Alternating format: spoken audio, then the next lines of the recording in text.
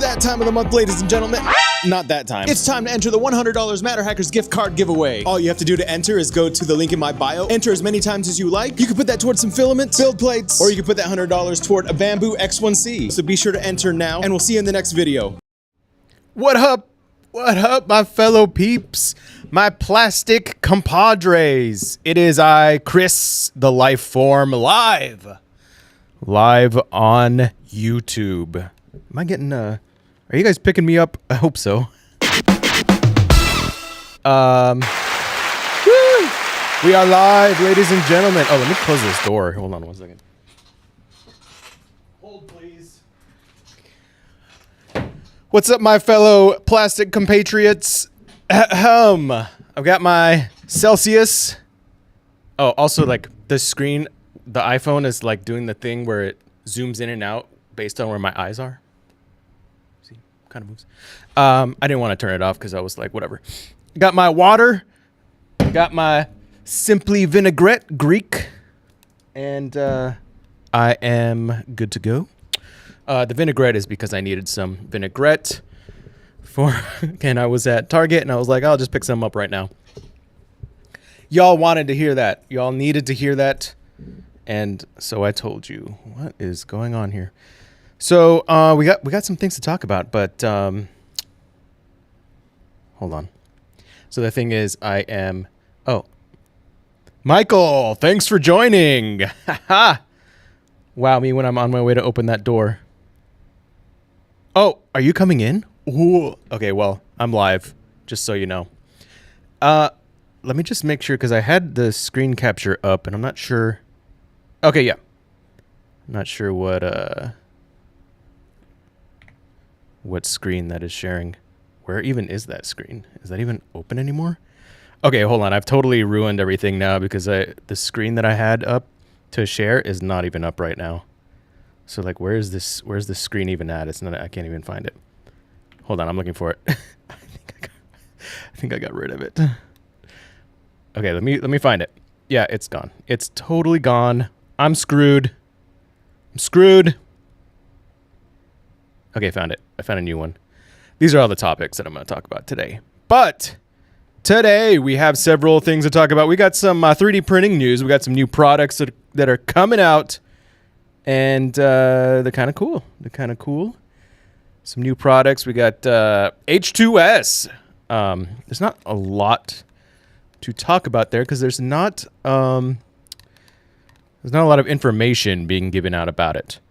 So Bambu has put it up on their Instagram, but they have not put it. They have not put any information out, and they sent out an email, I believe, and they do have a website. Let's see. We got a couple other printers that I think are interesting to talk about.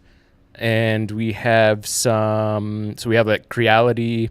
We have Prusa came out with like a multi-material system, an upgrade for your current printer, which they have, I believe they've had it before for their other printers, but now they have it for the Core one. And then I wanted to look at a little video about the OrangeStorm Giga and how someone else was like trying to print a Labubus. And basically, it's smaller than the one I'm printing. So, guess who's better? My audio sounds weird in my headphones. I'm not sure why, but I'm pretty sure it sounds okay in the video. Hopefully, it does. Maybe I'll double check here. I know. This is great. This is a great live stream already. But you know what? Not a lot of people actually watch the live stream live, aka like 4 people jump in and then leave. So it doesn't matter too much. I'll just cut all this out when I go to, because what I do is I shoot the live stream and then I cut it into clips.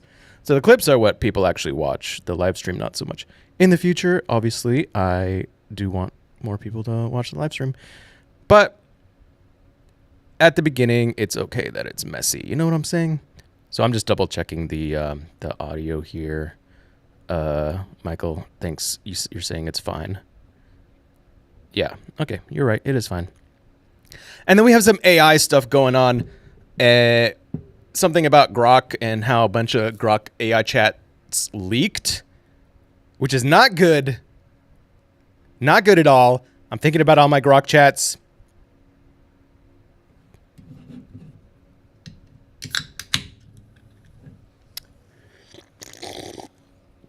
That would not be good. Bank fires workers in favor of AI chatbot and then rehires them because the AI chatbot was terrible at the job. Pretty funny. As we can all think, maybe AI is not really great for replacing humans. Not quite yet. Maybe it will, but we got YouTube had a little bit of, it seems to be having a little bit of an AI experiment going on. AI upscaling, supposedly, which there's only one website that I've seen that's actually like talked about this. So I don't know if it's like a well-known thing. And then we have some big industry news in AI where maybe it's a bubble right now. Maybe it's going to implode, explode. We don't know. Sidesplode. Sam Altman himself has said that we are in an AI bubble. What happens when AI bots take over the internet from humans? Where how much of the internet is going to be or is currently AI bots interacting with other businesses or with other AI bots that are representing ourselves. So that's a very interesting concept, which makes a lot of sense. And then we got some XR news. Snap is creating some AR glasses. Some information on why we don't have a killer app of mixed reality. It's because it's complicated. Some more AR glasses information. TikTok is doing something in AR headset spheres, in the AR headset sphere. And then a couple of other pop culture stuff, like stuff about Labubus, of course. I have one Labubu, okay? I'm not like a huge Labubu fan. I like the meta of certain collectibles and pop culture type stuff. So Labubu just kind of interesting to me. You know what I'm saying? Dead internet theory on Matter Hackless stream. Dead internet is now AI, but the thing is, like, that's not necessarily. I don't know that I would call that dead internet. I would call that internet sans humans. Is that dead internet theory?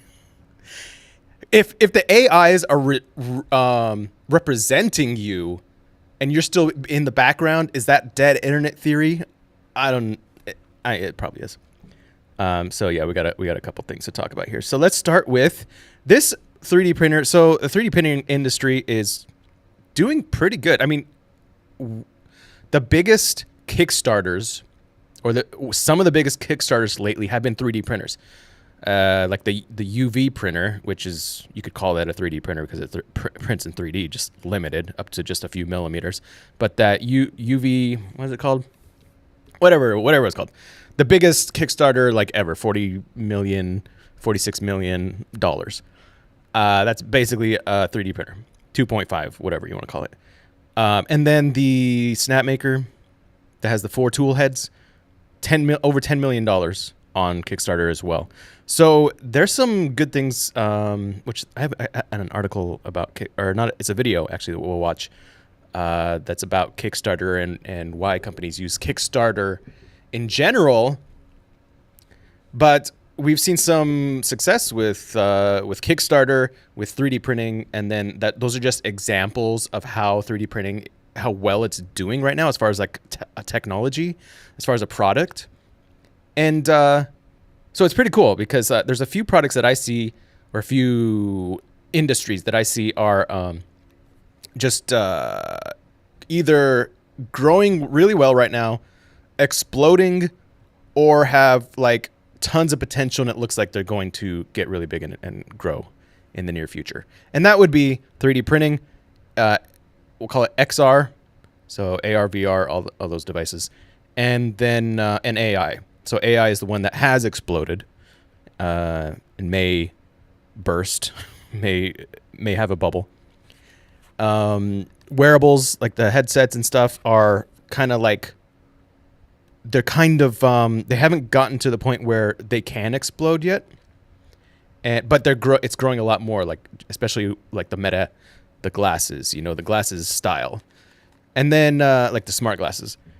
And then 3D printing has already grown a lot in the past, kind of has stabilized now, but is still growing quite greatly and has great indications like the Kickstarters that it's going to continue to be big. So that's the physical manifestation of like some of these technologies, right? The physical manifestation in the real world. Michael says Bambu started as a Kickstarter. I did not know that. I think I knew that. I just I just did not remember. I think I heard that somewhere. So there you go. Kickstarter has a lot of power and potential for people. So, but this printer is another example of like taking. This is what I like about any technologies in general, is where they take like a technology that is in one sphere, like industrial or enterprise, for example, and they take something from there and then they bring it to the more casual or more retail audience, a more normie audience, I guess. And they make it cheaper and like much more accessible and easier to use. And this is an example of that, which is the FiberSeeker 3. Now, this is a 3D printer, but what makes it unique? The FiberSeeker 3, this says FiberSeek, I guess that's the brand name or the company name, brings continuous carbon fiber 3D printing to the personal desktop market. Now, this article was from August 13th, so there's a pretty new information here. What is this? Well, continuous carbon fiber, judging just by that alone, you could kind of imagine that like regular carbon fiber printing with like CF filled filament of some sort. It's like chopped up into little bits, right? So it's not continuous because it's all a bunch of little bits that are only X amount of length, right? That's what she said. But FiberSeeker, if it's continuous, well, that means the carbon fiber is continuous throughout the whole print. Now, how the heck do they do that? How the heck do they do that? Man, this Celsius is working pretty well. Looks pretty sleek, doesn't it? Looks like the future. It looks like it's on the moon. Well, this is how it works. It's quite different from normal chopped carbon fiber filaments. In these filaments, like I just described, you'll find very tiny segments of carbon fiber mixed with the polymer, much like gravel in concrete. Just adjusting this a little bit. It makes the prints more rigid. But continuous fiber is extraordinarily strong because, of course, carbon fiber is strong. And if it's actually like a normal carbon fiber created object, you know how they normally create it, it's long strands of carbon fiber. So this mimics that more, and it's extraordinarily strong, stronger than steel. It's been used in professional 3D printers, which these are expensive, like industrial or enterprise printers. Those machines, there's an extra tool head. It literally lays down full strands of long carbon fiber, not the chopped up little bits. And then the polymer prints on top of it, so it's like infused into the polymer. These prints are unbelievably strong and can substitute for metal parts so long as the operating temperature isn't too high. The strength of these, and this article does explain it, is on par with steel, like high strength steel. Up to now, this amazing 3D printing technology has been available only to professionals able to afford the more expensive equipment, which can be in the tens of thousands of dollars. Here's supposedly maybe the owner pointing to the printers. The company, which seems to be an offshoot of Anisoprint, I've never heard of them, but they might be some big company that I don't know of, has somehow devised a system. So they've taken these big or like, you know, industrial highly expensive. Okay, that zooming in and out is probably annoying up here in the corner. Whatever, I'm not changing it now. My little picture of me like in the corner, you know. Okay, it's not doing it now. So yeah, they took these and then basically create a more consumer grade product that is on your desk. And I was thinking, okay, I was just guessing at first, this thing's got to be $5,000 plus, maybe. It's pretty cheap. I say that for like every time I hear about like a printer or something technology, I'm like, man, that's really cheap. But I actually have no clue. It just seems like it is because it has dual nozzles. And this is how it works. One of the nozzles will lay down the line of... lay down a line. I've never done drug... Well, anyway. It'll lay down the line of the carbon fiber, and then it'll lay down the actual the plastic on top of that. And let's see here. What are the features? So the build volume is quite large for one of these desktop printers, 300 by 300 by 245. So it's not super tall, but actually 245 is very close to the height of Bambu, which is 256 height. I believe it's 256 cubed. But 300 is bigger. So 300 is a pretty big build plate volume, or in terms of like the XY. 500 millimeters a second, which is that comparable to like a Bambu? I'm not exactly sure. I think they're like 500, are they not? Max print speed, automated machine calibration, one-click slicing software. The software is a key component of the system because normal slicing software does not understand how to lay down lengths of carbon fiber. So it would have to figure out the strand path for a continuous fiber versus just the liquid plastic, which it could just lift up and plop down somewhere else at any point in time. Laying down a continuous fiber might be more complicated. So they figured that out, and apparently there's a slicing software that can do that.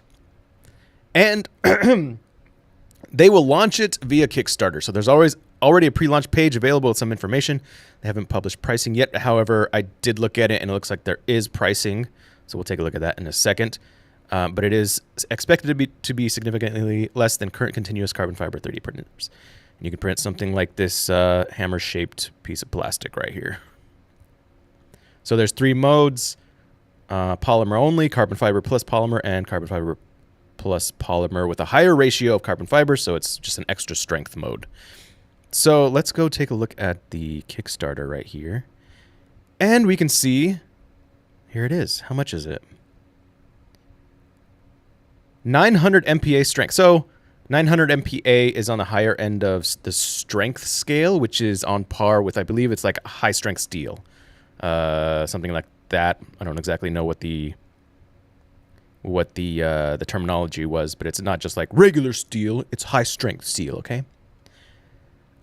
Steel that they would use for like cranes and that sort of thing. So very expensive, I'm guessing, steel. Very strong steel. You can do a deposit of $50. We have the build volume right here. All those specs, 500 mm/s.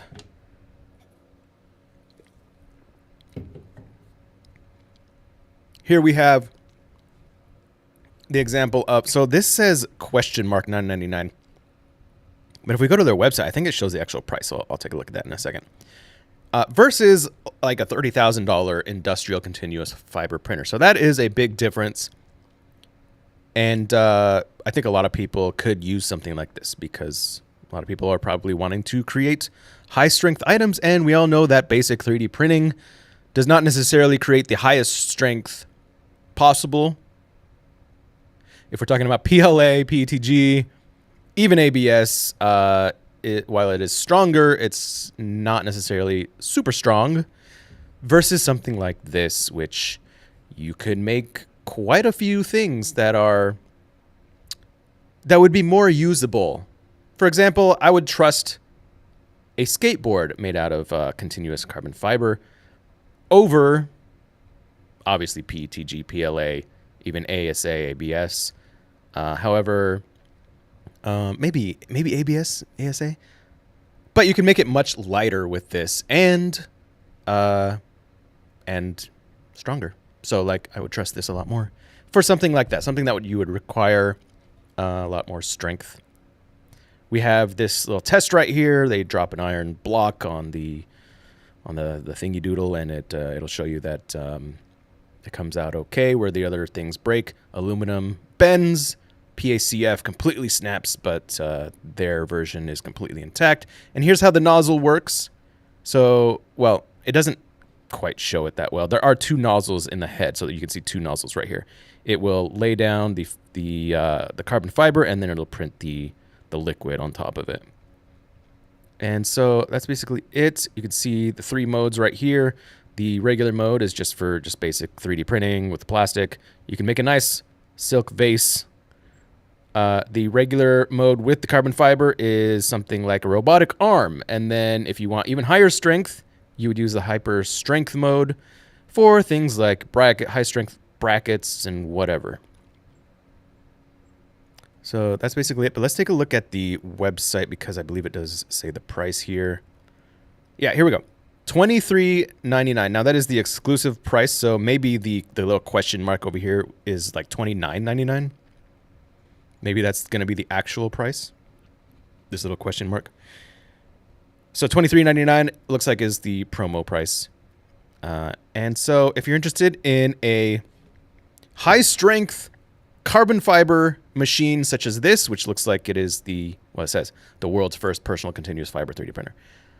Seems pretty cool. However, obviously we don't have a machine to test to see how good it is.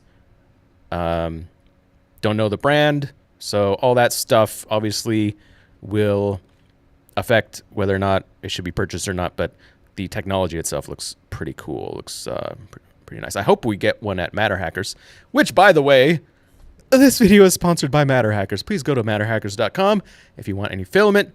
If we get a FiberSeek in stock, you can buy one from us. I am going to mention this to... I like to look around for... So Matter Hackers stocks like all the well-known brands, you know? So Prusa, Bambu, Elegoo, etc. But I like finding these interesting products that are out there that look cool and that are like in Kickstarter mode or are pre-sale or whatever, and be like, hey, we should check this out. You guys should buy one of these and like see if it's something worth selling, because they have their Matter Hackers has their own like criteria, right, for selling things. They have to do their calculations and be like, is this something that's going to sell and that we're going to make money on, or are we going to stock a bunch and then not make any money, things like that. So so they're smart in the way that they figure out what to sell, but I like finding things that look cool that I think, I mean, in my limited knowledge, might think would sell. And it's basically just stuff that I want. I'm like, hey, can you get this? Because I want it, okay? It's because I want it. Is that a problem? Is that a problem, okay? I don't think it's a problem. If I want to ask for something, I'm going to ask for it. Doesn't mean I'll get it. But maybe I should get it. You know what I'm saying? Maybe I should get it.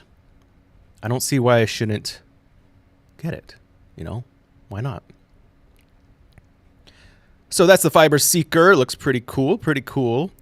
And I was watching a YouTube video, and I couldn't find it. I didn't search too long. It's in my history. I'm sure I could have just looked at the history. But we got to get things going, okay? We got to shoot a video here. We got timelines, deadlines, all that stuff. So I can't be sitting there for, you know, hours looking for a video. But there was a video. It was some girl, lady, woman, and I think it was on Instagram, and she was using this giant printer to print some pretty cool, large, artsy type furniture and other stuff, and looked really cool. And I was like, what is that? It was the G1 Ginger. G1 printer. G1 printer by Ginger Additive. G1 Ginger. That sounds like a name of a female robot with red hair. Some kind of cyborg. G1 Ginger. GI Ginger. That would be a cool movie. G1 Ginger also would be a cool movie. The cyborg with the red hair. Anyway, and they do use red, so this I don't know what that is. Michael, tell me what that is. I'll just call that Creality peso. 13,990 Creality pesos, excluding that I believe is shipping customs, right? This thing is big. Now, if you know the OrangeStorm Giga, you might go, oh, this is like probably similar size. It is. However, this thing is even bigger. It looks, and I like big machines, you know what I'm talking about? Because I like printing big things. There's a heated big bed kit, automatic feeding. So this, but the interesting thing with this one is this is pellets. So this one is a pellet machine, which has some qualities that make it better even than filament spools. Although filament spools I'm not an expert at the differences between pellet and filament. I think filament spools are probably more convenient versus pellet, because it looks like with pellet you need some additional technology and you need some like vacuums and stuff. So you need, I'm guessing you need some kind of a hopper that makes sure that the pellets are fed down the chute or whatever. You know, like paintball. With the paintball, the hopper system, the enclosure where all the paintballs are in, you need it to be like moving so that the balls can fall down the thingy doodle. Right? That's how it works, right? That is how it works, okay? That is how it works. So, and you can see here, automatic feeding system works with any common vacuum. So it looks like you do need some. So it does have like really great pellet. Pellet has really great things that like filament spools don't, which namely the price. It's apparently way cheaper just to get a bunch of plastic pellets versus a spool of filament. It's like significantly cheaper. So that's a big deal, but there's added complexity, it seems. So it's a trade-off. It's a trade-off. But I wish I could find the Instagram, but it would probably take me a while to find right now, so I'm not really going to look at it. I just thought this looked like a really cool, big, giant 3D printer that I want. And again, I think that I'm going to give it to Matter Hackers and be like, please buy one of these so that we can try it out. I don't believe we have any pellet machines. And I don't know how popular pellet machines are, but being that the difference is huge, where did I find the difference between pellet versus, like, they should say on here. I thought they did. Let me find it real quick. Pellet versus spool? Like, what do you call that? Pellet versus spool? Is that... What are the benefits? You know what? Let me just ask Gemini. What is the benefits? Whatever, it'll know what I'm talking about. Of pellet. How do you spell pellet? 3D printer versus spool. So the cost savings are a big deal. And pellets are significantly cheaper per kilogram, often 65 to 90% less expensive. That's huge. So we're talking about a spool can be $20, whereas the equivalent pellets would be, what is it, $2? Is that right? 90% less? So it could be as low as $2 for the same amount for a kilogram. That's a huge difference. And then it's got wider material selection, right? So you can have raw polymers, thermoplastics, engineering grade composites that are not commonly available as filaments. You could have different fillers like glass or carbon fibers with high percentages of additives. Custom formulations. You could do recycled materials. I guess if you think about it, it's harder to get recycled PLA, gather it, and then re-spool it, melt it down and re-spool it versus just chopping it up into pieces. Might be a little easier to do. Printing speed and scale. higher throughput, large format printing. They're ideal for creating very large parts due to their high deposition rates. Continuous supply of pellets from a hopper eliminates the risk of a print failing because of a filament spool ran out. That's a good point. You could potentially eliminate a lot more failures because you have a lot of, I didn't think about how much complexity there is with the spools. You got the spools that you have to deal with, and there's like all sorts of problems that can happen there. Reliability and efficiency is actually apparently more reliable and efficient. Fewer jams, reduced printing interruptions. That's true. You don't have to switch out filament spools. You could just refill the little tank of the little pellets. I didn't think about that either. No degradation or reworking since pellets are raw material. They have not undergone an additional heating step like filaments have. Seems like there's a lot of benefits. What filament printers do better? So here's what a Bambu does better than that. Despite the benefits of pellet printing, spooled filament printers still hold a significant edge in a few key areas. Precision and detail. Filament printers with their finer control over material flow and retraction are better suited for printing small, intricate models with high resolution and fine details. Okay, that is an actual big benefit because probably most of us are printing smaller things, right? So that makes perfect sense. Accessibility. Filament printers are more common, making them the preferred choice. Now, could we make... It's that time of the month. Could we make... what happened to my video here? My video just failed. I'm frozen. I might have to fix that. Am I even still on? Let me double check here. I'm going to check my video because looks like I've frozen. But so then we have accessibility. Filament printers are more common. And then we have the flow control and retraction. The design of filament extruders allow for precise retraction of the materials, which helps prevent stringing and oozing. Accessibility could be solved if you obviously create more of these pellet-based, economies of scale is what I'm saying. So economies of scale can solve the accessibility problem, but precision and detail is a big thing.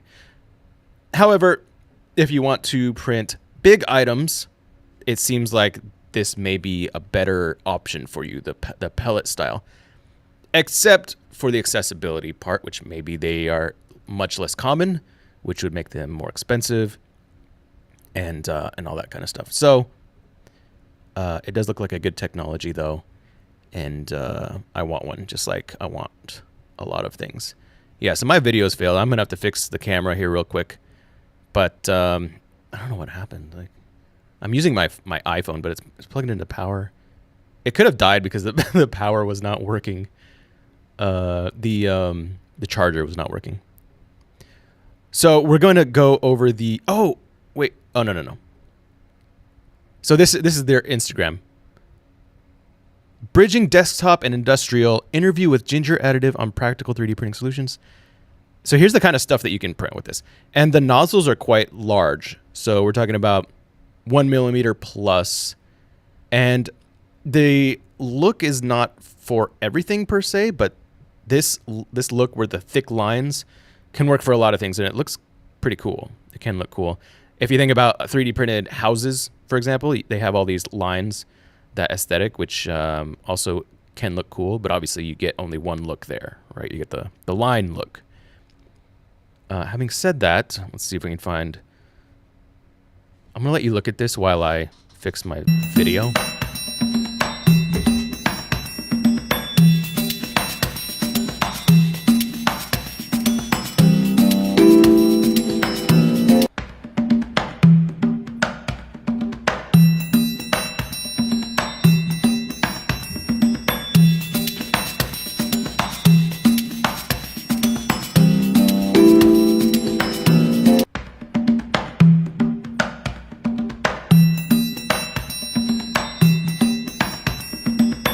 Okay, boys and girls. All right, boys and girls. So yeah, as I suspected, my phone died. So I switched the charging port, so it's going to charge up here in I'll be able to get the video up again soon. But it's not completely necessary because we're going to be taking a look at the articles and the videos anyway, so you don't really need to see me.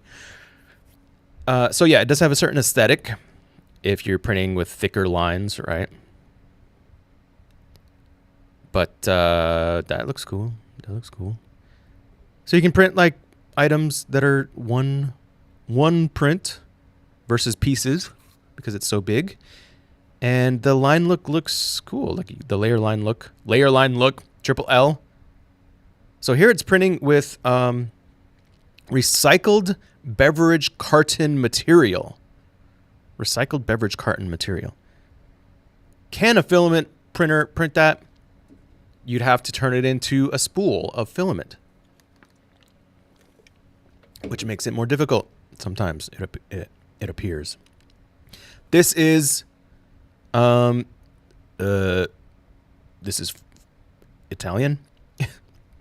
La sedia di canapa prototipo per una filiera del design che parte dalla terra nata dalla innovazione de... Okay.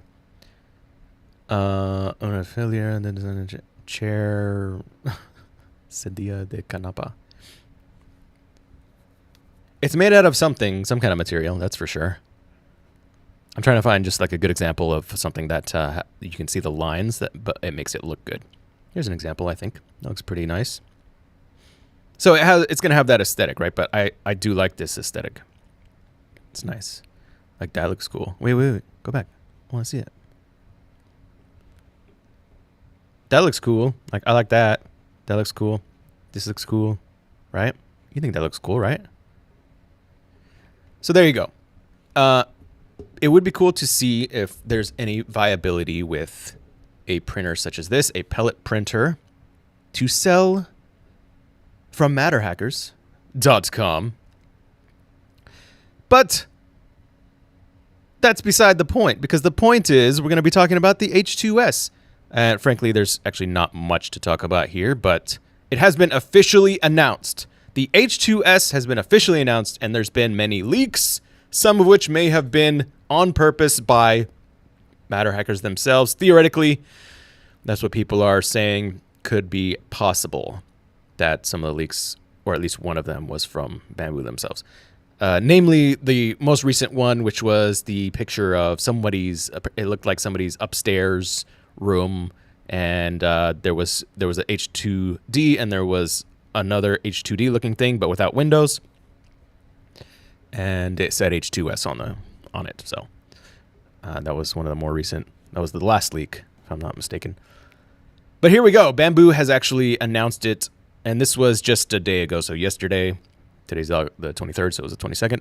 And they're saying August 26th, 2025. Save the date, link in the bio. This is what we want, ladies and gentlemen. One nozzle.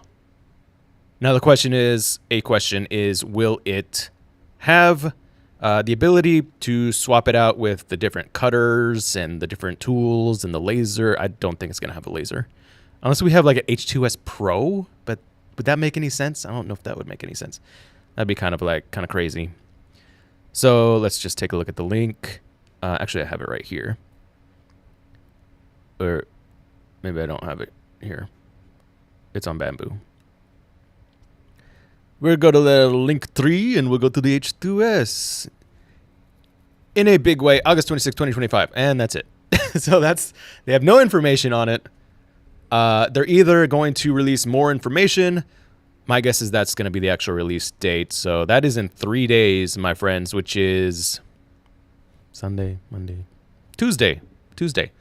So potentially on Tuesday, we can order this thing or possibly pre-order it, And my guess it's going to be what everybody has been asking for, which is just a simple, bigger build plate 3D printer from Bambu that is not super expensive. There's been thoughts that it could be something like $1,300, $1,500 maybe, which would be a little more than the carbon. Is that correct? How much is the carbon? How much is the carbon, ladies and gentlemen? H2D X1C. Shop now. It is the it's more than I thought. With the AMS2 X1. Oh no, it's like 1,000 just by itself. Just by itself. So if it's a little bit more than that because it's bigger, if it's like basically an X1 carbon but bigger, then I could see, you know, $1,300, something like that. But hopefully not super expensive. I don't know. Do you think it'll replace the X1C, or are they going to have a line of smaller ones and then these bigger ones that are a little bit bigger? It's not. I mean, it is bigger, but the X1C is 256 cubed, right? Millimeters. And the H series or whatever is 320 something. So not even 100 more, right? Or maybe 100 more, about 100 more. I guess that's close to double, not quite double. It's maybe like 80% more. Is that even? This is not exact math, just so you know, maybe 75% more, something like that. So I don't know. You think they'll have smaller ones like this and then like the bigger ones and then massive one? Do you think they'll make one that competes with like the OrangeStorm Giga? It's a good question, isn't it? But that's all. There's no information that I know of other than this post. So more information on the 26th, apparently. And I'm sure that we will be getting one here at, yes, my screen is blurry. Don't worry about it. We will be getting them at Matter Hackers. I am very confident because if you search for H2, what was it? H2S. Here it is. Now we have a $1,900. I don't know if that's right. So don't quote me on that. I don't know what Matter Hackers pricing is going to be. That seems kind of high to me. Like if it's $1,900. But we'll see. This could just be a placeholder, just so you know. So Matter Hackers says, and this is not the back end or anything. You can just search for it. But it says coming soon. Don't know what the actual price is. Could be a placeholder. But it will be on matterhackers.com if you want to buy it from Matter Hackers. But yeah, so no real additional information here. It's other than it has been officially announced. And this could be the printer everybody's been waiting for. What I'm going to do is see if I can fix my camera here because it's still obviously off. Let's see here. I have a video. We can react to this video while I figure it out. Where's the video? Not this one. Sam Altman. Snap. AR glasses. What was the video? Pop Mart. Digital avatars. OrangeStorm Giga. Okay, I had another video that I wanted to watch, but I can't find it right now. Let me just take a look here. Hold, please. Hold, please. Looking, processing. It's just that all my links don't say if it's like a YouTube video or an article. So I don't know where it is, but it's here somewhere. Or maybe I got rid of it. Oh, here it. Okay. So the video is why are big brands using Kickstarter? So I think that's pertinent right now since we were talking about kickstarting 3D printers and whatnot. So let's take a look at this. Now this is by Uncle Jesse, which you may know on YouTube. He is one of the bigger like 3D printer guys. And so let's take a look and watch his video and then kind of comment on it while I figure out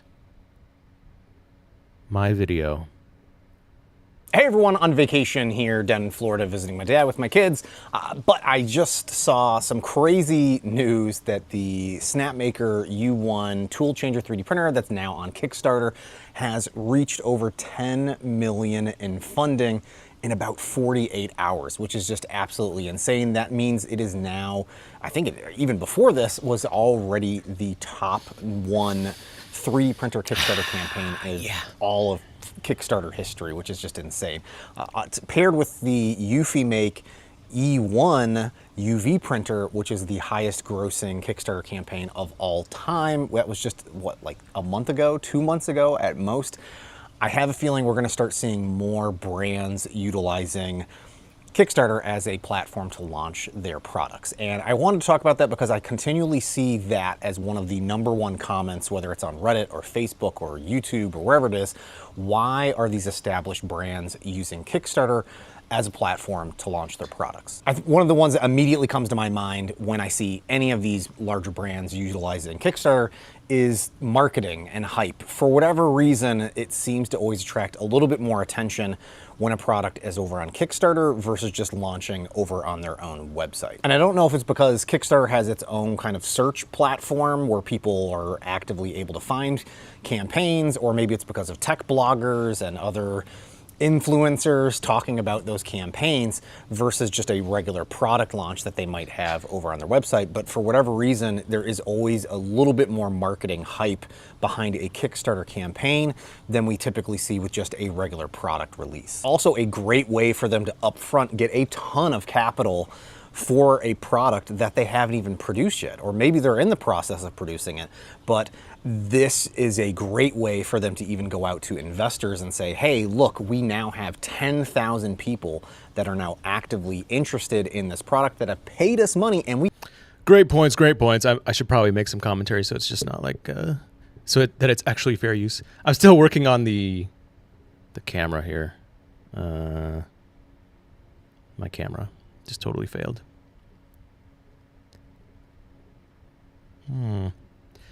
Yeah. So, I mean, there's a few reasons why big brands are using Kickstarter. Because it seems to work. It seems to work. So we have Snapmaker. We were talking about that before. Just pulled in $10 million in 48 hours. So, I guess, are they still up on there? I wonder how big it's going to get if they're still up on there. Let's see. Does he have Snapmaker? No, he doesn't. And then Anker's Eufy E1, of course, the UV printer, up to 46 million. So he's making good points, but I have not much to say about it because I am focused on this video. So I'm going to take a pause here and fix this video, and then I'll get back to you. So give me like a few minutes here, and then we'll get back to it.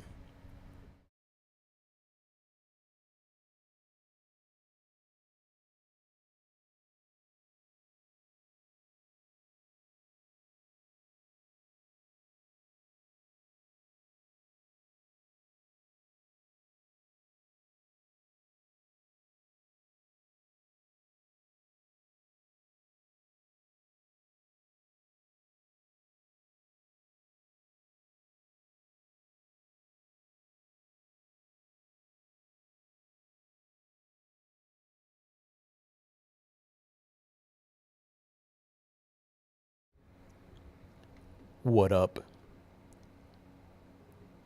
Still figuring it out.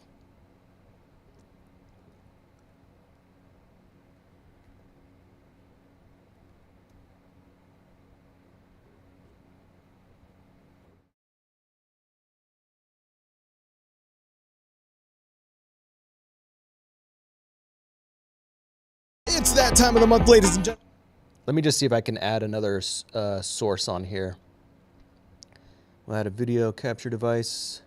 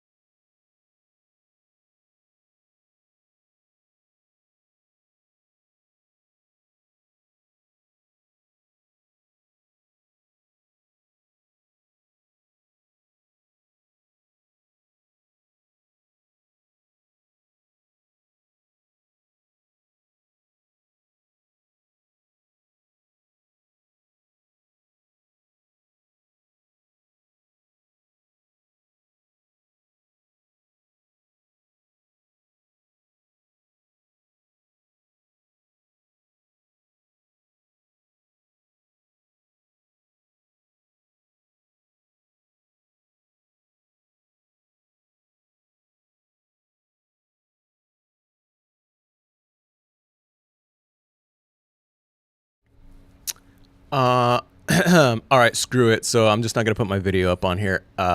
Word to the wise, don't let your cell phone die when you're using continuity camera because it just totally screws up and you can't really reconnect it.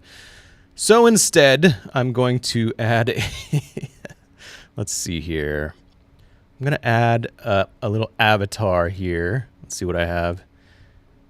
Do I have anything? I need an avatar for me. Do I have anything on this computer? This is kind of interesting.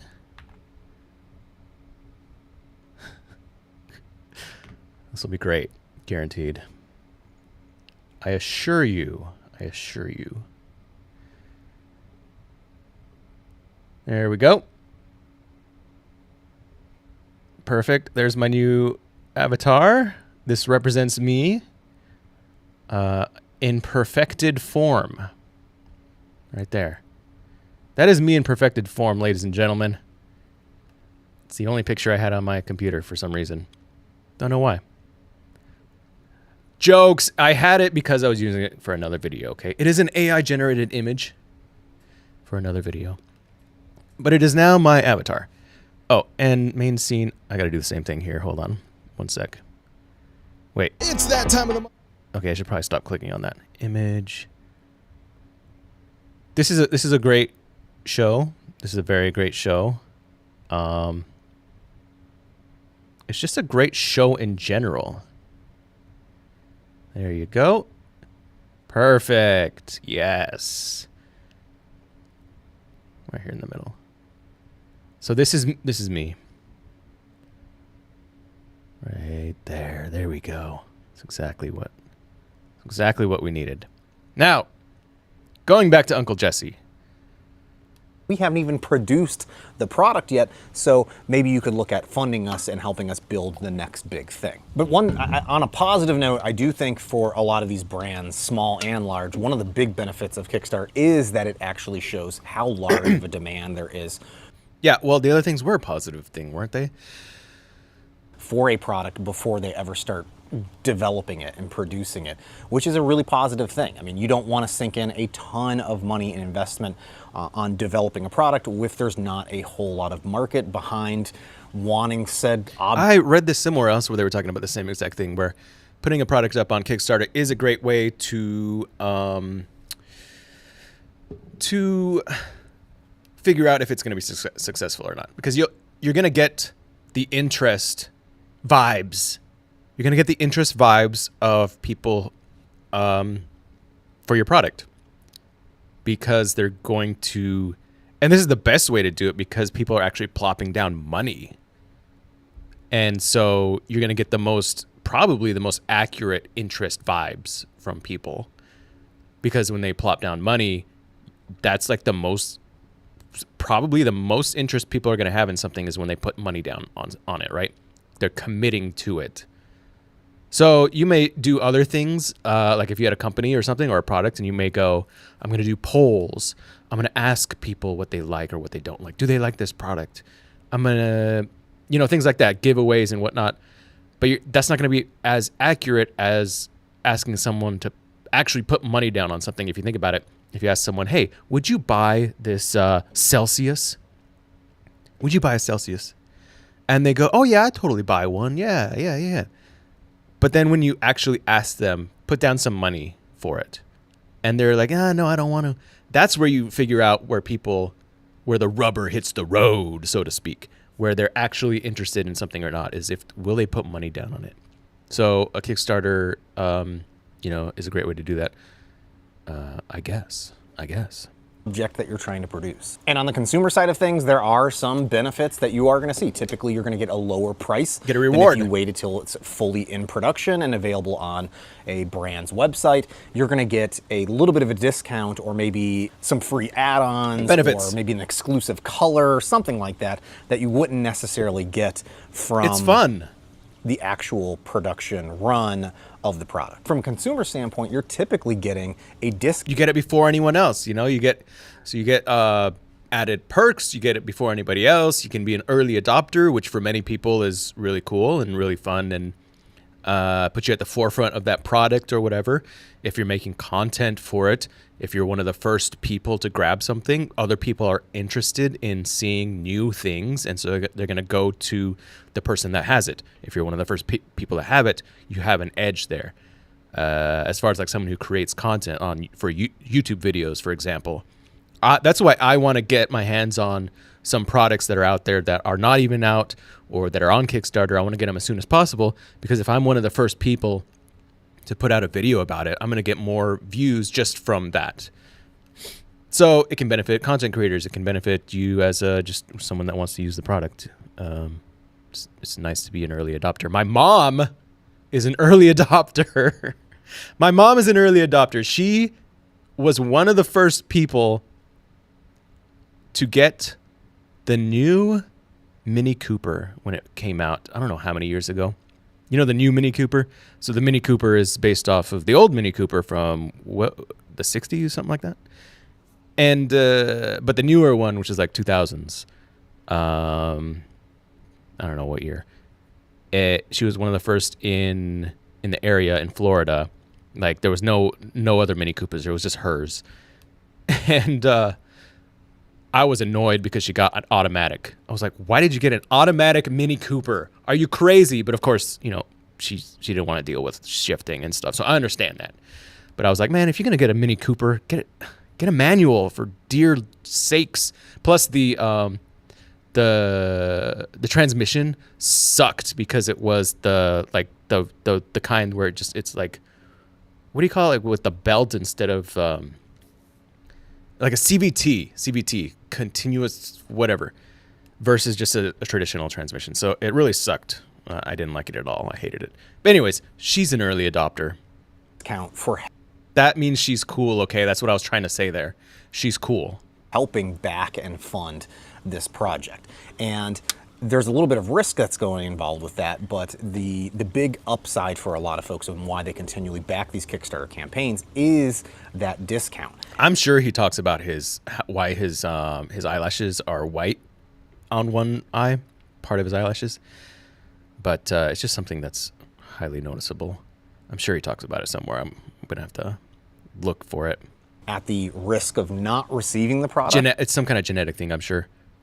as well as the delay that you're inevitably going to see with the production of. I guess you could see a little bit of lightness on his skin. I wonder if that's part of it, or it could be a scar. Like if you get like punched in the face or something, or like your skin gets scraped off, it could be something like that. Those particular.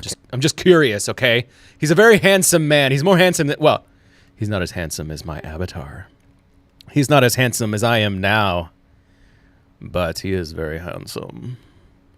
Kickstarter projects. Almost every Kickstarter campaign, when it comes to actually the product being produced, there is some kind of delay where they're not always hitting the deadlines or the release timelines for said product. And that is a big problem, which I actually wasn't paying attention to him too much there, but I'm guessing he was talking about the problems with Kickstarter, where people are more, companies and brands and products are a little bit more like, nah, we can kind of do whatever we want. We're not really beholden to our donors.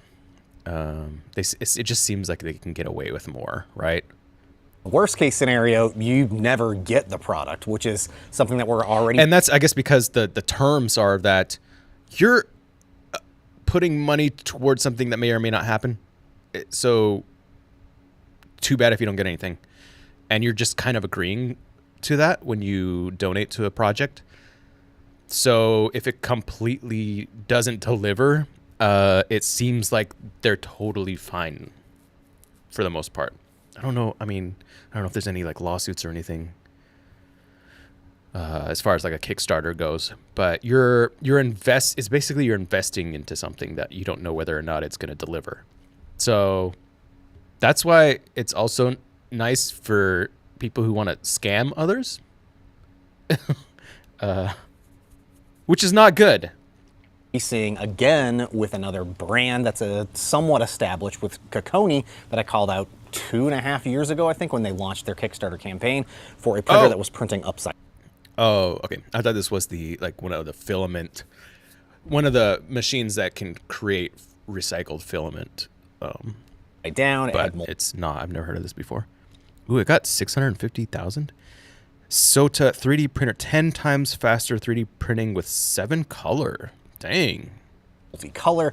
It just, the whole campaign seemed a little bit fishy and was calling out that this might not be the campaign to back, and come to find out, it's been 2.5 years later and nothing's shipped yet. Is he in Florida?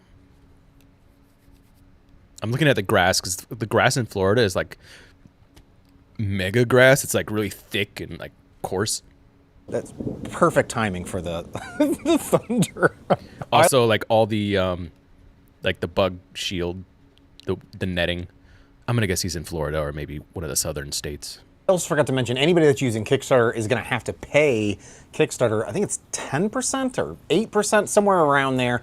That's crazy. So 10% of $46 million for the UV printer. That's $4.6 million that Kickstarter gets. That's crazy, man. The actual proceeds that come through, they're going to owe back to Kickstarter. I think it's actually around 5%, but with all the different processing fees that are involved here, it's around 10% that they're going to owe. So Snapmaker is still going to owe a significant amount for just using that platform versus using one that they'd own themselves. However, one of the big benefits from a consumer side of things with backing something on Kickstarter is if it's an extremely popular thing. We've seen numerous times from lots of brands with the platform, the significance of the platform and the marketing that goes along, where you have a platform like Kickstarter where there's people that knows about it and there's a built-in audience already is a big thing, and it's worth quite a bit. So, you know, it makes sense that Kickstarter will take 10% or something. That can be worth it. Even more than 10% can be worth it for that built-in audience. Whereas if you created your own website, how do you market that? You have to spend that 10% to market it yourself to get the same amount of audience. So the trade-off there, even though it can be expensive, is also worth it, or can be worth it.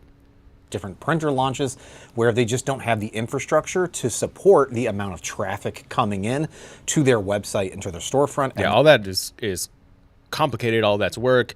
You got to build out the website. You have to market. You have to plaster it everywhere, put out ads and whatnot.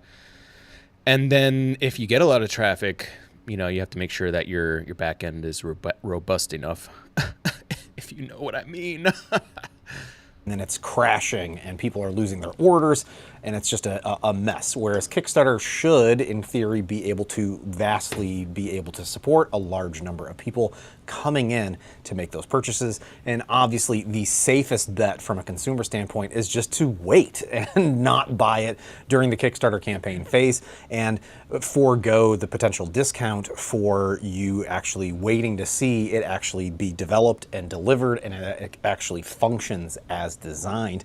You might end up waiting a little bit longer, you might end up paying a little bit more, but in the end, you should have a better overall experience versus the upfront of risking paying something that you don't know for sure if it's going to be delivered to you. But again, with these larger brands, there should be a little bit more reliance. Have I purchased a Kickstarter? I think I did. It was on it was a Kickstarter or something else, but it was or one of the other, you know, Kickstarter type websites. But it was this was a while ago. It was for cameras. It was a device that you put on the camera and it stabilizes your footage. And it was just really complicated it did deliver finally, but it was like $350, something like that. Finally delivered. And it was pretty complicated to use. I don't remember. I think I got it working with the software and stuff, but I was like, and then like over time, you know, stabilization got really good anyway. But yeah, I did do one like Kickstarter thing before. No, I've done two. So I've done two. I've done the 3D printing professor, where he does his print quest game. I have not printed that out yet to play, but it's like a Dungeons and Dragons style game, but it's much more simplified, and I think it's just more revolving around like battles and stuff. Not exactly sure because I haven't played it yet. I still need to print it out and play it. But I also did back that one, so I have done two. liability when it comes to them actually launching their products via Kickstarter. The Snapmaker, it obviously is scratching an itch that the industry is looking for a more affordable tool changer for faster multicolor 3D printing, and it looks really good. I've backed that campaign. I don't have access to that 3D printer. I'm hoping I'll get access to it here in the next few months. I don't know. And this is one thing I was wondering about the Snapmaker is why it is the top Kickstarter of all time I'm just wondering why. And that just makes me think that there's something to the 3D printing, industry and community. But I guess anything that, so like the thing is like the 3D printing industry is basically materializing something in real life as easily as possible, right? That's what it is, because the whole makerspace on YouTube is materializing what's in your mind physically, right? So that includes woodworking, and that includes 3D printing, and that includes just building something out of metal or electronics, building a robot or whatever it is. So 3D printing is like seemingly one of the easiest ways to create something physically, because all you have to do is download a file and then basically press the print button, and then it materializes in front of you. So I could see why anything that kind of furthers the 3D printing, idea in any sort of big way would be very, very popular, right? So I'm just trying to figure it out. Like why was the UV printer and the Snapmaker, why did they get so much money on Kickstarter?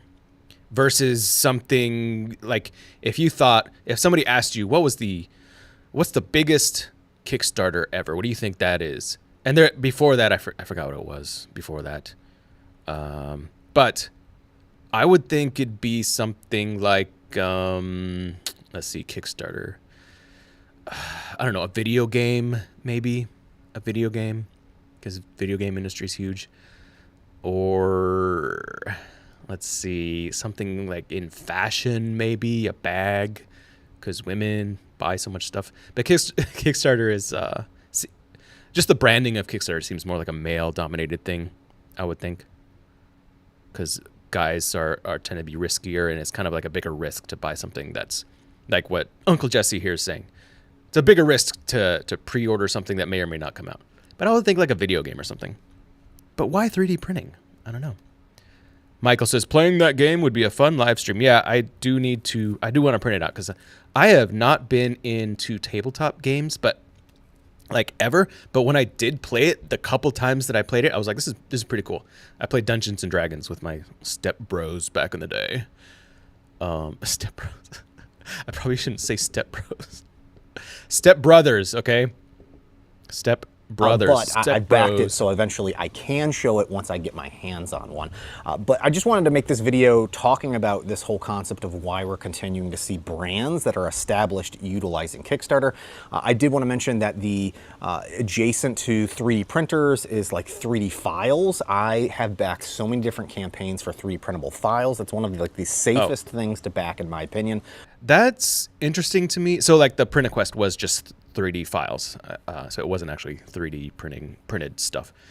But that's interesting to me that you would back a 3D file, because like, unless it's just that it seems like so many 3D files are free, so you're like, why are you paying for? But there are files that I've actually paid for because they're just so rare, or well, I guess they're rare because they were paid for files, right? So, but yeah, I've paid for a couple. So I could see people paying for 3D files. It's just interesting to me that Kickstarter, people are using Kickstarter for 3D files, because that's more so a matter of time, of someone to spend the time to design it. And so how much money do you actually need to design a 3D file versus something like a machine that you have to build, and there's so much expenses with creating a machine, with sourcing materials and parts and all that, where that makes more sense to me. You would need funding for that, versus a 3D file is just some of your if you're a designer, you need to spend 50 hours, 100 hours, however long, designing a file. Why would you need money for that? But the trade there again is what a lot of things that Uncle Jesse's talking about is, well, you might get additional perks, you might get it at a discount, you might get these additional things that you wouldn't get when you when the final file comes out. So and you also, the benefit is that you get to support someone that you maybe follow, or someone that you want to support that is creating these files, and they're so that they can create additional files. So I could see that. It's just interesting to think about why you would pay for someone to create files when it's mostly their time that they're investing instead of money. On Kickstarter. Unless, of course, you can pay other people to design your files as well, or to help you design files. So I could see that too. When it comes to these types of campaigns where you can, for very little risk, provide some funding to the designers and get a whole lot in return, and it typically is delivered to you within like a month or like almost immediately after the campaign ends. So there's a lot of opportunity when it comes to 3D. That's basically it, I think, for the most part. We don't have to watch the whole thing, but thank you, Uncle Jesse, for that insight on why big brands use Kickstarter. There's a lot of brands that use Kickstarter. It's not just a couple 3D printing brands. It's like big brands too. Well, Bambu, but they weren't big before, right? Before they had their Kickstarter, right? So, but there are other big brands that use Kickstarter for new products, and for those reasons stated. Let's see, what else do we have? Bambu, we talked about that. Upscale your 3D printing experience. This was just this is just their website. Creality announces the $1,200 K2 Pro 3D printer.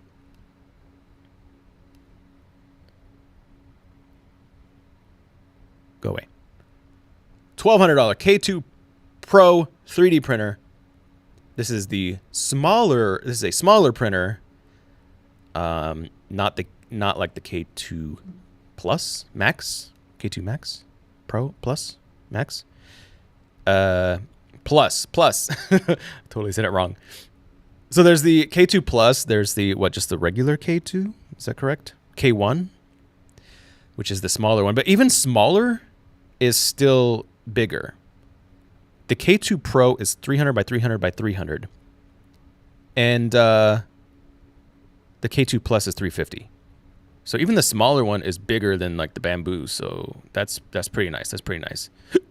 Michael, Chris, let me yap on live stream right now. I only have one mic. So if you want to join, sure. But we're going to have to like share a mic if you want.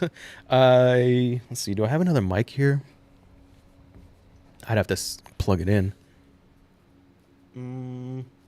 Let me check. Hold on. Let me check.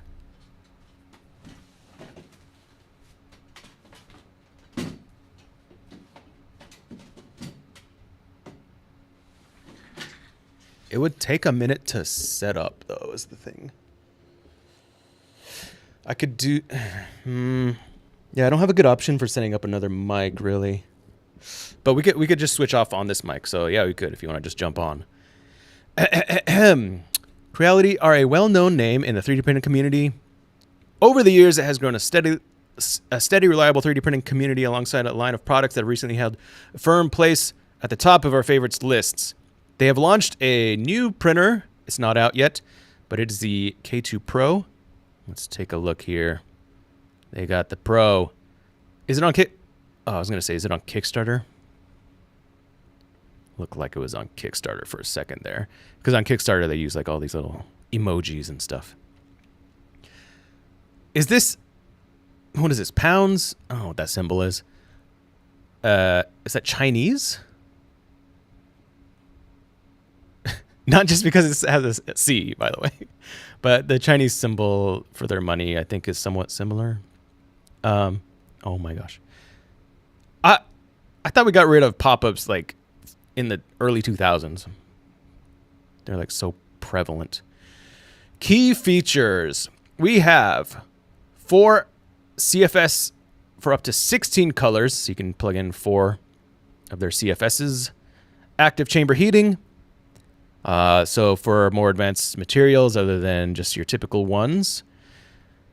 Dual AI camera, smart auto leveling pro, 300mm volume. Yep, so the larger volume. So is this bigger than the, what is it, the K1? So let's see the comparison. So this compared to the K2, I guess it's somewhere in the middle. 300 by 300 by 300 versus 350.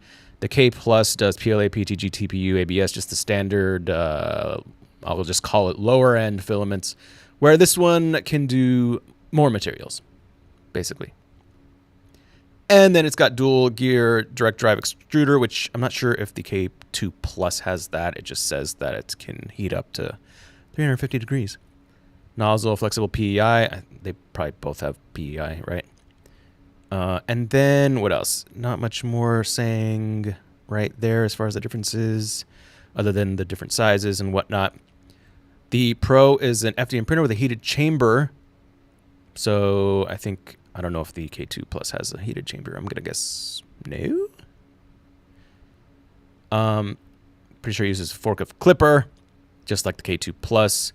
300 by 300 by 300 is smaller than the K2 Plus, but it's still generous. It is pretty generous.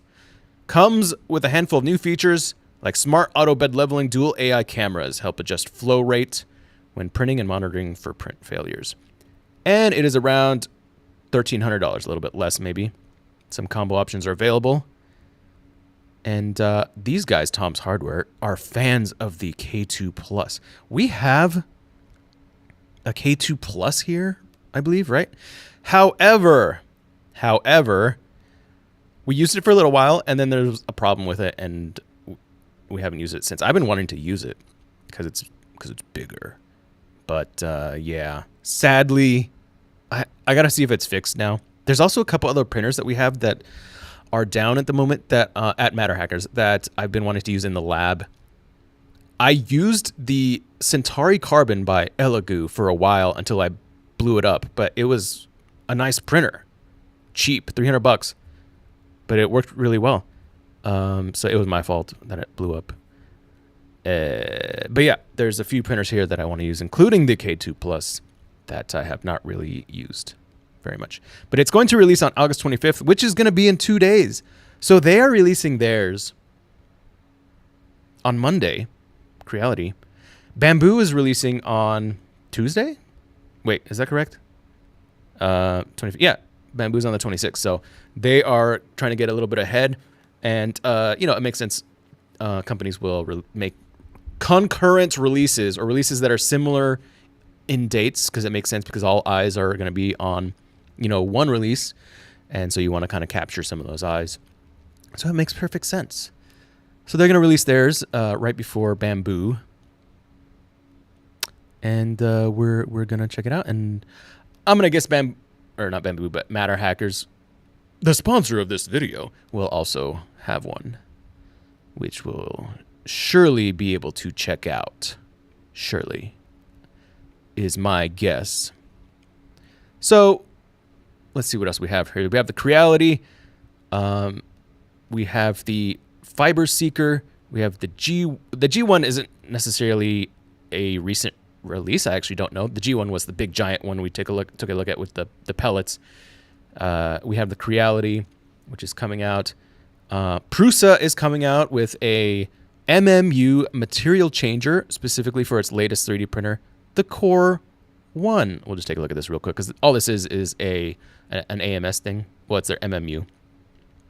But it is specifically for the Core 1. So they do have this device for 5 spools for their other printers, if I'm not mistaken.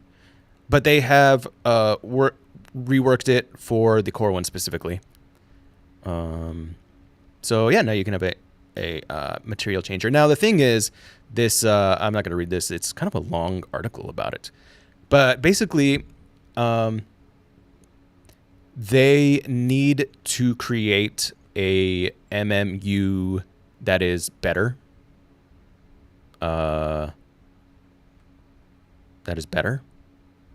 And so they're working on one right now. But in the meantime, they're creating one that'll work and that you can use for the Core 1. Well, so they already have one for their other printer, so they're just making it work for the Core 1. But there's another one that you can print that's even theoretically better that you can put on top of your machine, and that is where is it? Right here. There's a picture of it. Right here. So the community version you can print and build yourself. And so it's not going to be like, this is the one that they're selling right here, which is like this takes up a lot of table space, right?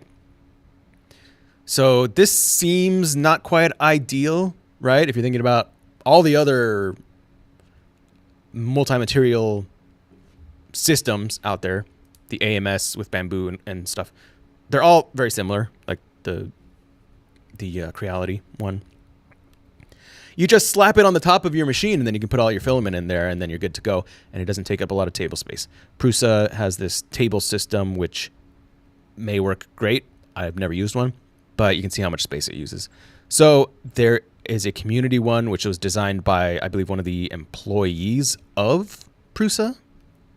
Yeah, David Schwartz, a.k.a. Prusa guy, a member of Prusa's content team. So, okay, it's part of the content team. And he developed this one right here. So it is not like you wouldn't consider an official one, although I believe Prusa does put out the files for you to print it up. Release the community version files anyway, giving users a starting point to DIY their own solution.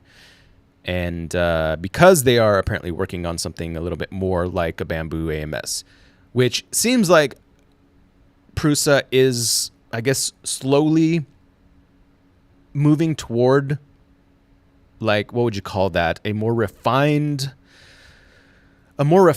machine that is all inclusive and fully built out, versus what they seemingly have been doing, which is you get a kit that you can put together, or they can put it together themselves for a higher fee. At least they're doing it to an extent, because it seems like they are building an AMS system that is like good to go from the get-go. I don't know this for sure. It just seems like they are working on that to an extent here, because they are working on an AMS sort of machine. Yo! Michael's in the house. The thing is, I only have one mic. Yeah, I heard you talk about that. Dude, I have listened to you for like the past, however long you've been live. I don't know how long. Huh? It's been a good stream. Good topics. Thanks. He said it was a pretty good stream. Yeah, but if you want to join, you can pull up a chair. It's just we'll have to switch off with this mic. Yeah, that's totally fine. I definitely love to add some commentary. Okay. Michael's looks like he's going to join here. So we're just taking a look at some of the products coming out, and but I'm just about done with that, and then I'm going to talk about some AI stuff. I probably have another hour, actually, so you can be on as long as you want, but you can also just leave at any time. Down with that. I do not mind. So then there's you'll have to, yeah, you got it. Yeah. Okay, he's coming. Totally good. Also, my camera died. So is it just voice right now? It's just voice, but I have my avatar in the meantime, and I have my Simply Vinaigrette. What's your avatar? My avatar is like one of the few pictures I had on my computer. Oh, okay. It is a buff AI woman. Cyborg. All right, so we're just talking about Prusa was coming out with their the new multi-material? and you'll have to, if you want to talk, you have to kind of. Yeah, no, I kind of get close, yeah. We're gonna have to like switch out. Yeah, no. Yeah, sorry about that, by the way. I wish if I knew you were streaming today, I would have given you a heads up and we could have planned this out better. Yeah, I mean, I have a mic. Yep, no, but I get it, though. It takes a second to set up, and, like, I don't want to... No, sorry. Like, if it takes a second, or if you need me to do it, I could also do it, but also... So the mic is right there in that bin. I thought I had one of these mics. But all you need to do is take it and plug it into this Zoom right here. Okay. And then you can even just hold it. Yeah. No, and that could work. So if you want to do that, and there should be a cable in there too. He's going to set up the mic. None of this really matters if we're like just messing or screwing around, because most of my views just come from when I cut the clips. Yeah. And then, so like this live is like. I can get some clips too. Just, I'm assuming this is the mic, right? That's the mic, yeah. Okay. So.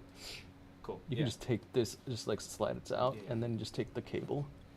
All right, he's gonna connect the mic. You can do handheld. If I can find a way to like connect the DJI, you just do like this right here. But I believe I did have another mic around here with one of these, because I have like 3 of these. I could have brought them home though. Dude, my DJI cooked itself. I'm so upset. And then the warranty parts, because of tariffs and stuff, like they have nothing out here. So they're like, yeah, you just gotta wait. It's crazy. How did it cook itself? Like my gimbal motors like don't work anymore. Like and then when I try to do the calibration, and like when I try to do the calibration, it like doesn't fully do it. He says that his DJI Osmo Pocket 3 failed. Yeah, it's kind of whack, and I really love that camera, by the way, because it was so good, and it was such a good vlogging camera. I have hours of footage vlogged with it that I just have like the whole PC thing. Oh my god! All right, you can talk into that. Hello. Are we? I think. Oh yeah, I see it. I see the soundbars. Yeah, sounds cool. I think it's good. Hopefully. Keep talking. Talking. So the PC thing, that was annoying, but we handled it. And I have a bunch of footage vlogged with it, and now I can't vlog it no more. And so that kind of sucks because I have like a few more trips planned, which I was vlogging trips planned for the rest of the year. So I just can't really vlog. Well, I mean, I can vlog my phone, but that's kind of, yeah, that's true. Also, my iPhone camera is weird. Like, ever since I updated my software, I can't do 0.5 zoom anymore. Oh, what? It just doesn't let me do it. Like, it shows it, and then I try to go on it, and then it goes away. Like, it goes to, like, ×2 or something. It's so weird. So Since you updated it? Like, yeah, because I was on iOS 17 for a long while. And then once I finally did 18, point whatever it was, it just doesn't let me do 0.5 anymore. what is your phone? I think a 12 Pro Max. Oh. Yeah, so I'm probably ready for an upgrade anyway. Yeah, I have no clue what the limitations are with like the older. Mine's a 14 and it still works perfectly fine. So, Yeah. but I don't know about before that. Yeah. Because I do know they will stop like supporting. Yeah. After a while. I remember when that used to be like a huge like conspiracy, and then like they finally like announced it, and then people were like, "Damn." What? Like when they what is it called when they stop like slowly supporting something? Like they used to not announce it that they were doing it. Oh, really? Yeah. I don't remember. Well, anyway, we're back here. So we got two mics going. So I hope the audio levels are fine. They sound okay in my headphones. Imagine if the audio is just unusable. Horrible. Well, we can check actually. So let me. Oh, really? Yeah. Let me hear it on here. Well, give me a second. Anyway, we're back here. So we got two mics going. So I hope the audio levels are fine. Okay, it sounds fine. Awesome. Cool. All right. So yeah, there's not much to talk about. The Prusa. We already talked about Creality's K2 Pro coming out. It's $1,200. It's 300 millimeter cubed K2, but it's Pro. You were saying it's it's a bigger build volume, right? It's like 300 or something. It is 300. So is there just a regular K2 or is it just the K1? I don't know. I honestly have not been keeping up with the whole K line of Creality printers. The K line. Yeah, the K line. That's an evil phrase. Okay, let's find out here. I'm gonna take a look here on Creality's website. So we have the K2 Plus, which is the bigger one. Let's go to their 3D printers. K2 Pro combo is new on their website. I can pull this up here. Let's just check it out. K2 Pro combo plus K1 Max. Wait, so we got the K1 Max. Wait, K1 Max, there's K2 6 Plus? of them. K2 Plus, K2 Pro, K1 Max. Why is it not K2 Max? What's with the naming?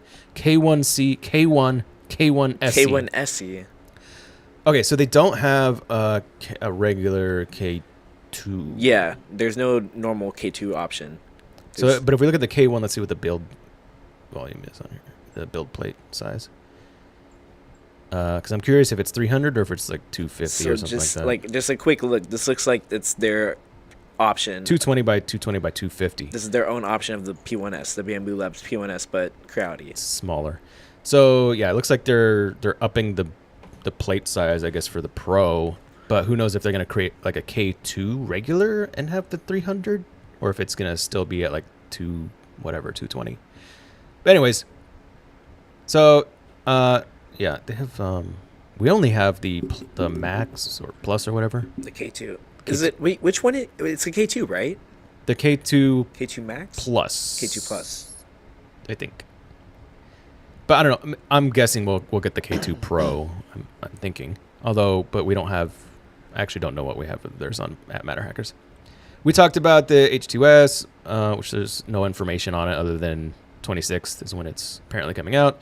The G1 printer, which is the big giant pellet printer. Do you know anything about pellet printers? I know they're pretty large volume. They're just used for like big prints, and it's kind of faster than filament, I'm assuming, just because the sheer volume of pellets going into a hot end of that size. Yeah, well, apparently it's typically bigger nozzle sizes. Yeah. Bigger lines, so it's kind of just meant for bigger prints. And then we talked about the FiberSeeker, the carbon fiber. So I was thinking about that earlier because I heard you talking about that. We had a printer in the old lab setup that used something like that, 2 nozzles, and then one is filament, and then one is like something to strengthen it. Because I remember there was a little spool of Kevlar, and it was as thin as like fishing line. And I think it was Evan that explained it to me, and he was like, yeah, like one nozzle is for filament, and then the other nozzle is for the special material that you're putting in, and it makes them super strong. We had that? We at least had the material for that. I don't remember if we had the machine set up or not, but that material, the Kevlar, was in the old lab setup before. I don't remember. Yeah, you're good. I was just checking. Yeah, I didn't know about that. So, do you think we have one of those machines? I assume we'd have one of those possibly in Diane's printer graveyard. But I don't know if we even have that material anymore, because I think all that material that was in there, all the filament and stuff, is not here anymore. Yeah. All right. Well, we're going to move on to AI here. So we got a few different stories about AI. We have Grok AI chats, which is kind of interesting here. Futurism, I like their aesthetic of their website and their logo. That is a dope logo. I like that font. But you can tell they have kind of like a political bias a little bit, but I do like their articles. So I'm kind of fine with it. A huge number of Grok AI chats just leaked, and their contents are so disturbing that we're sweating profusely. They also are a little bit bombastic in their titles and stuff to make you read them. So it kind of works. And their art is kind of cool. So just aesthetically, I like futurism. Brace yourselves, because hundreds of thousands of user conversations with Elon Musk's notoriously foul-mouthed Grok chatbot have hit the internet. Forbes reports, and some of them get into absolutely unholy territory. So they leaked. A bunch of people's chats leaked because something to do with when you share it or something, it creates a link, and then that link was picked up by Google, and so it was actually searchable on Google. So let's see what kind of Grok is the Twitter-based AI, right? Yeah. Well, yeah. Basically, yeah. It's through Twitter, but it also has its own app, and I don't know if it's like always connected to Twitter, but it can scour Twitter, it can search Twitter. Gotcha. So okay. it's kind of integrated in that way.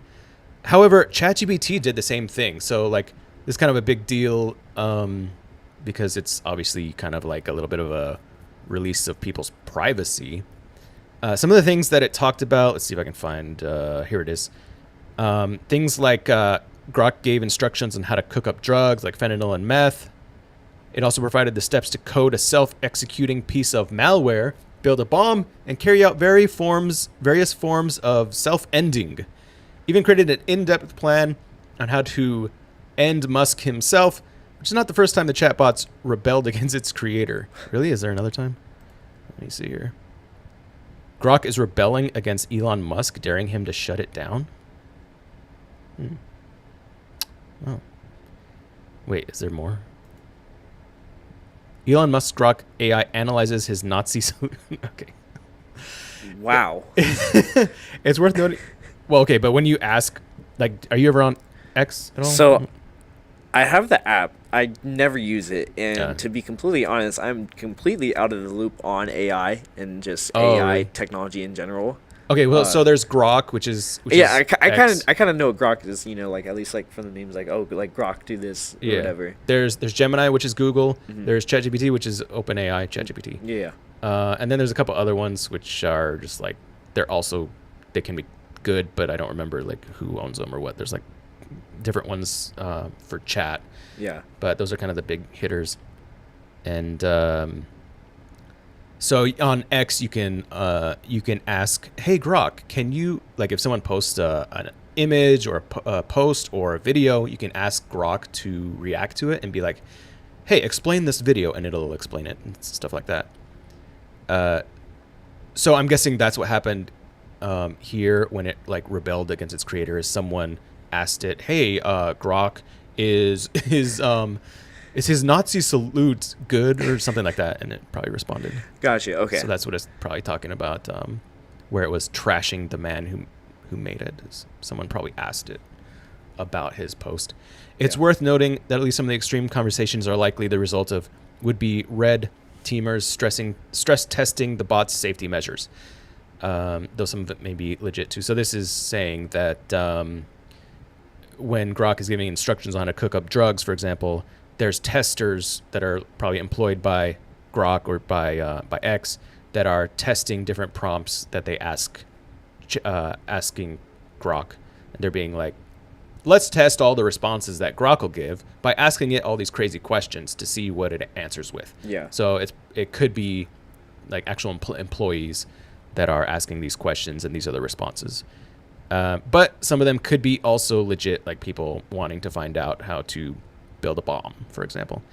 They are a flagrant violation of XAI's terms of service, which explicitly prohibit using Grok for critically harming human life or to develop weapons of mass destruction. Having said that, OpenAI has also done this too, which is ChatGPT. Grok isn't the first chatbot to have its chats surface on search engines. OpenAI created a nearly identical incident earlier this summer when experts realized that thousands of ChatGPT conversations were also indexed by Google as a result of users not realizing that creating a share link was making their exchanges discoverable. They removed the feature afterward. After the analysis of ChatGPT's dump, it revealed that ChatGPT was revealing the chats that were talking about things like how to displace a small Amazonian indigenous community, which apparently a lawyer was searching for. Evil lawyer. In order to build a dam on their territory. Evil lawyer. Oh my God. Another investigation of the public dump revealed dozens of exchanges where the AI dangerously fed into a user's apparent paranoid or delusional beliefs, including convincing someone that they were on the verge of inventing a new physics. Who's that actor that thinks he created like holographic math or something like that? Have you seen those TikToks of the guy who's like trying to invent a hoverboard, and it's just him with a tech deck with like no wheels on it, just like going through like shaving cream or like slime, and then all the comments are like, all my tech is years behind or years ahead of you, and he's like, no, I'm catching up. And like it's definitely a bit, but he's completely completely committed to the bit. It's so good. I haven't seen that. Let's get him on stream. How do we get him on stream? I don't know. I We'll need probably a demonstration. Yeah, I'll have to. I mean, maybe we can find him here real quick, but because I do want to see someone gliding on shaving cream. It's with the tech deck. I was surprised that Grok chats shared with my team were getting automatically indexed on Google.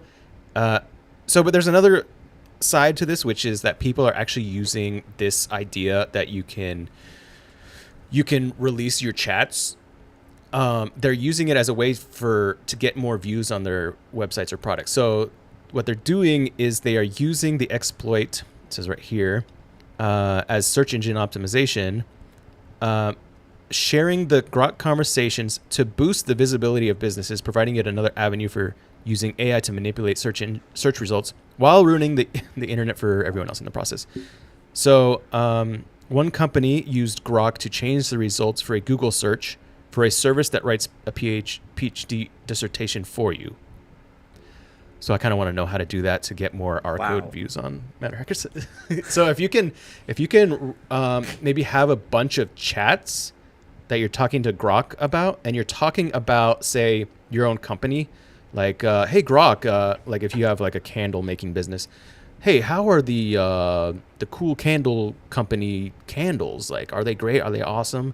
And you keep talking about your candles with like maybe a bunch of different chats, and then you share those different chats, and then Google picks up those links that it created when you shared, And that could be a great way to use it for SEO so that people who are searching for candles will see it because it pops up because Google found those links. So I'm curious. Well, first of all, I'm curious if Grok is going to shut it down because apparently ChatGPT shut theirs down. It seems like a violation of like people's privacy. So it seems like it would make sense that it should be shut down. But it seems like a current viable SEO solution. Whoa, is that a Matter Hackers ad? That's what I'm saying. Like, maybe we could use it for Matter Hackers and like do a bunch of chats about Matter Hackers, and maybe we'll. There's one. Oh no. Yeah.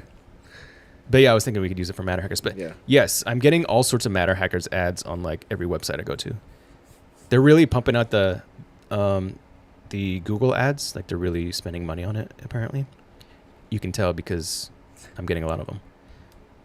But yeah, so that is the Grok situation. And future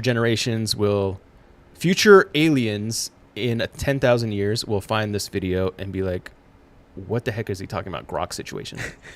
And they won't know what I'm talking about. They'll find this video and see or listen to us talking about hoverboards with shaving cream. And like, the Grok situation. In the Grok situation, they're like, dang, these guys understood what was happening. This is an interesting story. Bank fires workers in favor of AI chatbots. This is kind of proof that AI is not quite ready to totally take us over. When you hire AI or when you get AI to replace your employees and then have to rehire your employees. Bank fires workers in favor of AI chatbot. Rehires them after chatbot is terrible at the job. So this is a bank in Australia. And last month, so I guess it's July, the Commonwealth Bank of Australia announced that it would be laying off 45 customer service workers. So this happened pretty quickly. Wow, and 45. Yeah. That's I don't know lot. how big the bank is. Well, but but Australia is only... it's not very big. Yeah. Or I guess it doesn't have a huge population, I think. I would imagine. How many banks do they need? I don't know. I'm sure they have a few. Banks per kangaroo. Per capita. Announced that it would be laying off 45 customer service workers as it rolled out a new AI-powered voice bot. So this is for customer service. It's a customer service bot. The bank claimed that the chatbot reduced the bank's call volume significantly, but it turns out that was not the case. So the idea of the chatbot was so that it would solve people's problems a lot easier, and therefore there would be less people to call in with problems because the chatbot just took care of them. But what happened is that a workers' union got involved and says that actually wasn't the case. So Australia, let's see, bank has admitted it made a grievous mistake telling Bloomberg that its initial assessment that the customer service reps were no longer needed did not adequately consider all relevant business considerations, and this error meant the roles were not redundant. So the humans were not actually redundant. The chatbot did not replace them.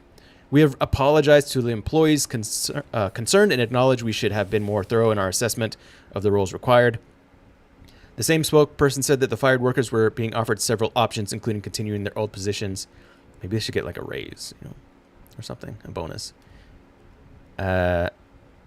Getting CBA to rescind these job cuts is a massive win, but the damage has already been done for our 45 colleagues who have had to endure the stress and worry of facing redundancy.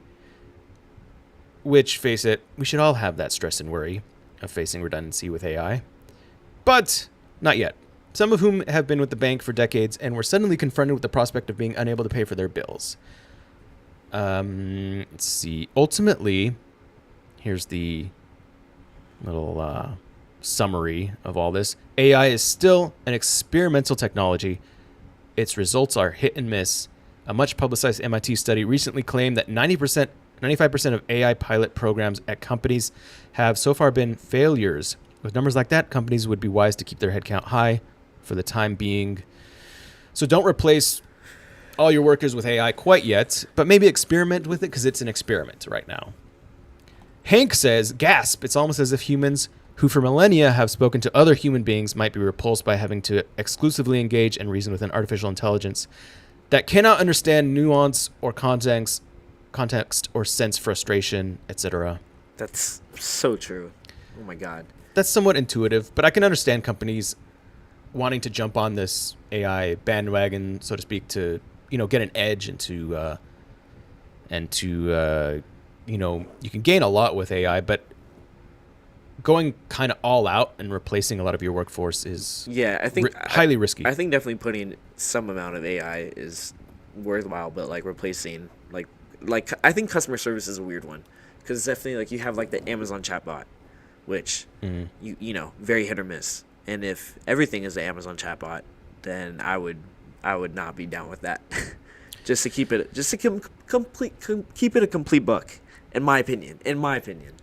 Yeah, in thinking of whenever I'm using a chatbot, or not a chatbot, but just a chat feature on a website, I think every single time I want to talk to a human. Yeah, no, literally. I think that's like. Watch out with the foam, because it can be heard. But yeah, every time is like I wanted to talk to a human, and I want someone immediate, and I want like a human so they can solve my problem or whatever, because I know that like bots can be hit and miss, like you said. Like it may not fully understand what I want, or it may not be able to send me to what I want, where a human typically can.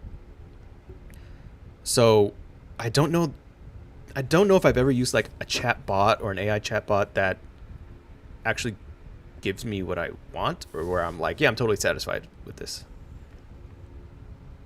But and I don't know if I've ever used Amazon's chat. What do you use Amazon's chat for?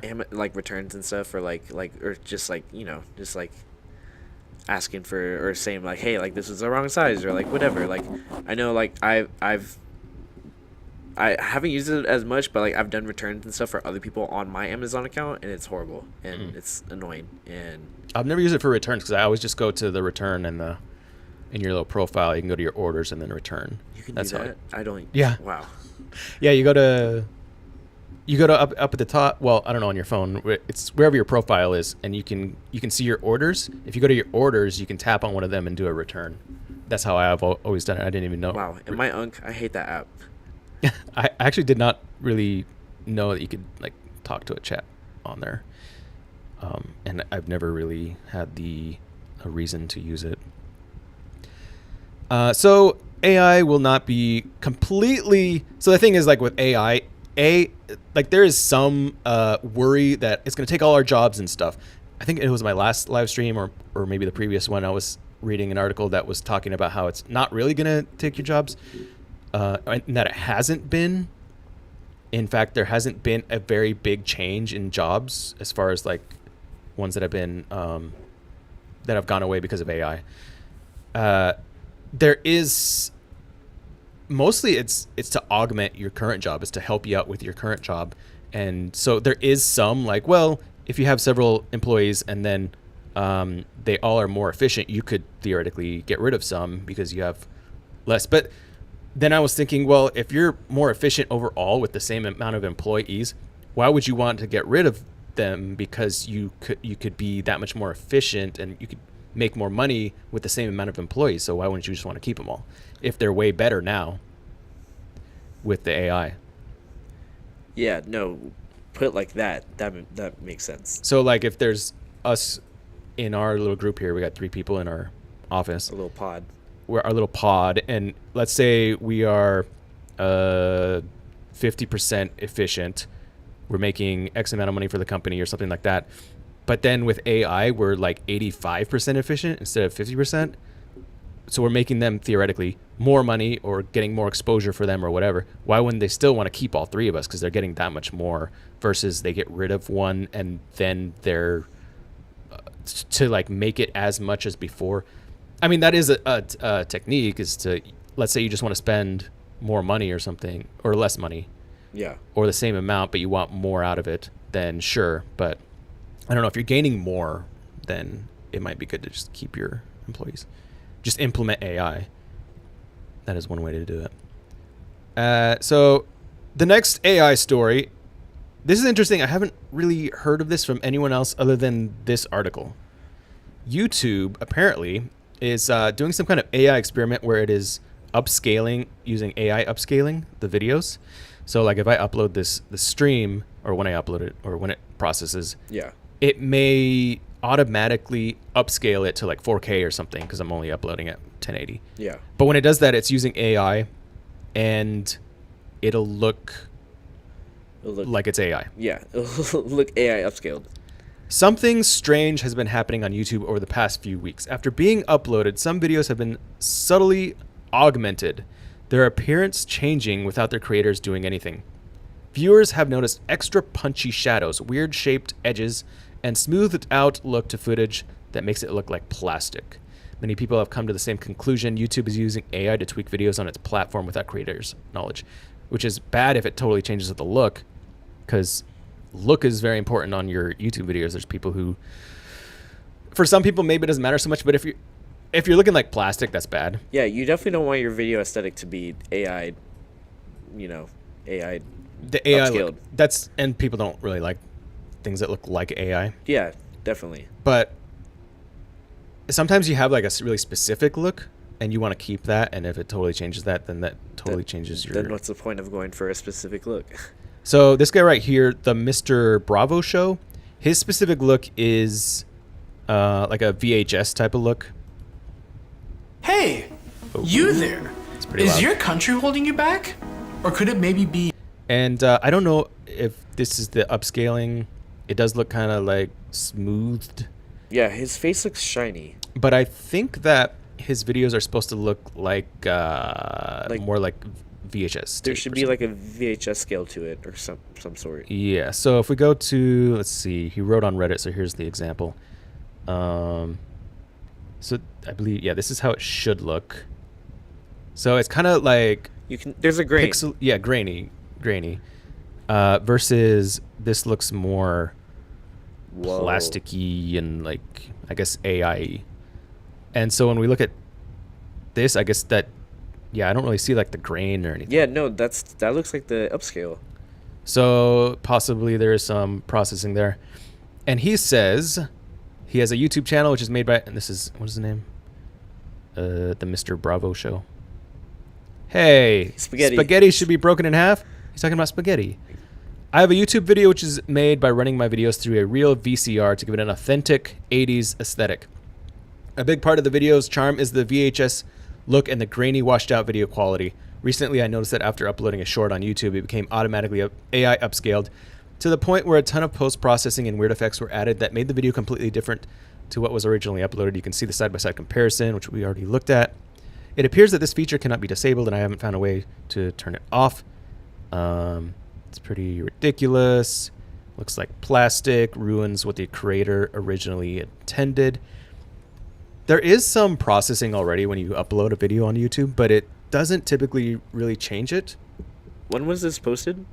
This was 1 month ago. Dang. This is pretty recently. But yeah, it doesn't typically change the video all that much, or it's not really noticeable when you upload and it processes. Yeah, no, definitely. I wonder why they're going after this one guy though. Like, dang, that sucks. So I don't know if they're like going at him specifically. No, they're targeting him. They said specifically, you need AI upscaling on your VHS videos. These videos suck. It's 2025 and you're doing VHS. Dude, screw your VHR. That's not the vibe anymore. So, yeah, I'm guessing they may be just experimenting, because they do this a lot. YouTube will just put out some sort of feature to select few people to try it out. Yeah. And so it could be that. I wonder how that algorithm is. Is it AI based or just location? That's pretty. I wonder how that works. What do you mean? Like how are you chosen to be given the AI upscaling? Yeah, I don't know. Wonder if it's random or what. Yeah. A big part of the charm is the VHS look. Yeah. YouTube's filter obscured this labor-intensive quality. Oh yeah, the amount of work involved to get a VHS player and Dude, a VHS run it to YouTube? and I guess record it on a tape and then re-record it back digitally. It takes that's a ridiculous amount of time. Like, who would want to do that? It's like a whole day process. How many views does this guy have? How many? Chat, give this guy more views. Yeah, he needs more views. Okay, so then another YouTuber, Rhett Schull posted a video last week about what was happening to his video shorts and those of his friend Rick Beato. Beato. Both run wildly popular music channels with more than 700,000 and 5 million subscribers, respectively. In his video, Shul says he believes that AI upscaling is being used, a process that increases in image resolution and detail. I think it's going to lead people to think I'm using AI, or that it's been deep faked, or that I'm cutting corners somehow. So this is the only place I've seen it. Maybe it's not a big enough problem. Maybe they're just experimenting and kind of just experimenting on a few YouTubers. But in the YouTube community, this could be a big deal. Nobody would let this fly if it became more mainstream. People would be like, yeah, no, YouTube, please don't. Yeah, do I think if more people were talking about this would be way more mainstream and more of a talking point. But I could see YouTube using AI more for YouTube. Or, yeah, Google using AI more for YouTube. Oh, yeah, no, definitely. In different ways. And some of them could be beneficial. Like an example of AI being used is on Reddit. Have you seen Reddit doing, what is it called, the summaries or whatever? Oh yeah, I've seen those. Those are yeah, those are interesting. I believe what it does is it uses YouTube to what? Shout out to Jim Help. Where is it? Right here. Answers. Have you seen this? No. Oh, yes, I have seen this. So Reddit answers. So this looks like something that actually could be extremely beneficial because Reddit, searching on Reddit is pretty good, and just searching on Google for something and Reddit pops up is usually pretty good too. But this seems like something that could be really good, where it will search Reddit for the answers to your question, and it'll give you the Reddit threads and everything. Yeah, and by the way, I love using Reddit as a search engine. Or like, when you Google something and the first link is a Reddit, and you're like, oh, someone has fixed this problem. I've been using Reddit a lot more recently. In the past, like over the course of my life, I've rarely used Reddit, but over the past like 5 years or something, I've been using it a lot more. Should I just go for this and see what results? Bambu Lab good. Oh, yeah, go for it. 3, 2, 1, go. I don't know. I don't know what pops up on Reddit.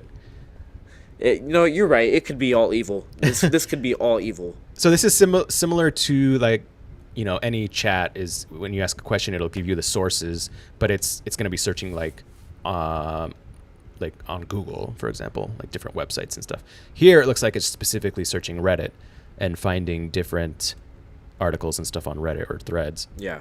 So is Bambu Lab good? General impressions, ease of use, and then it's based on this this Reddit post, I guess. Shout out to the amazing community. My first week with the 3D printer. Whole wall of glaze. Yes.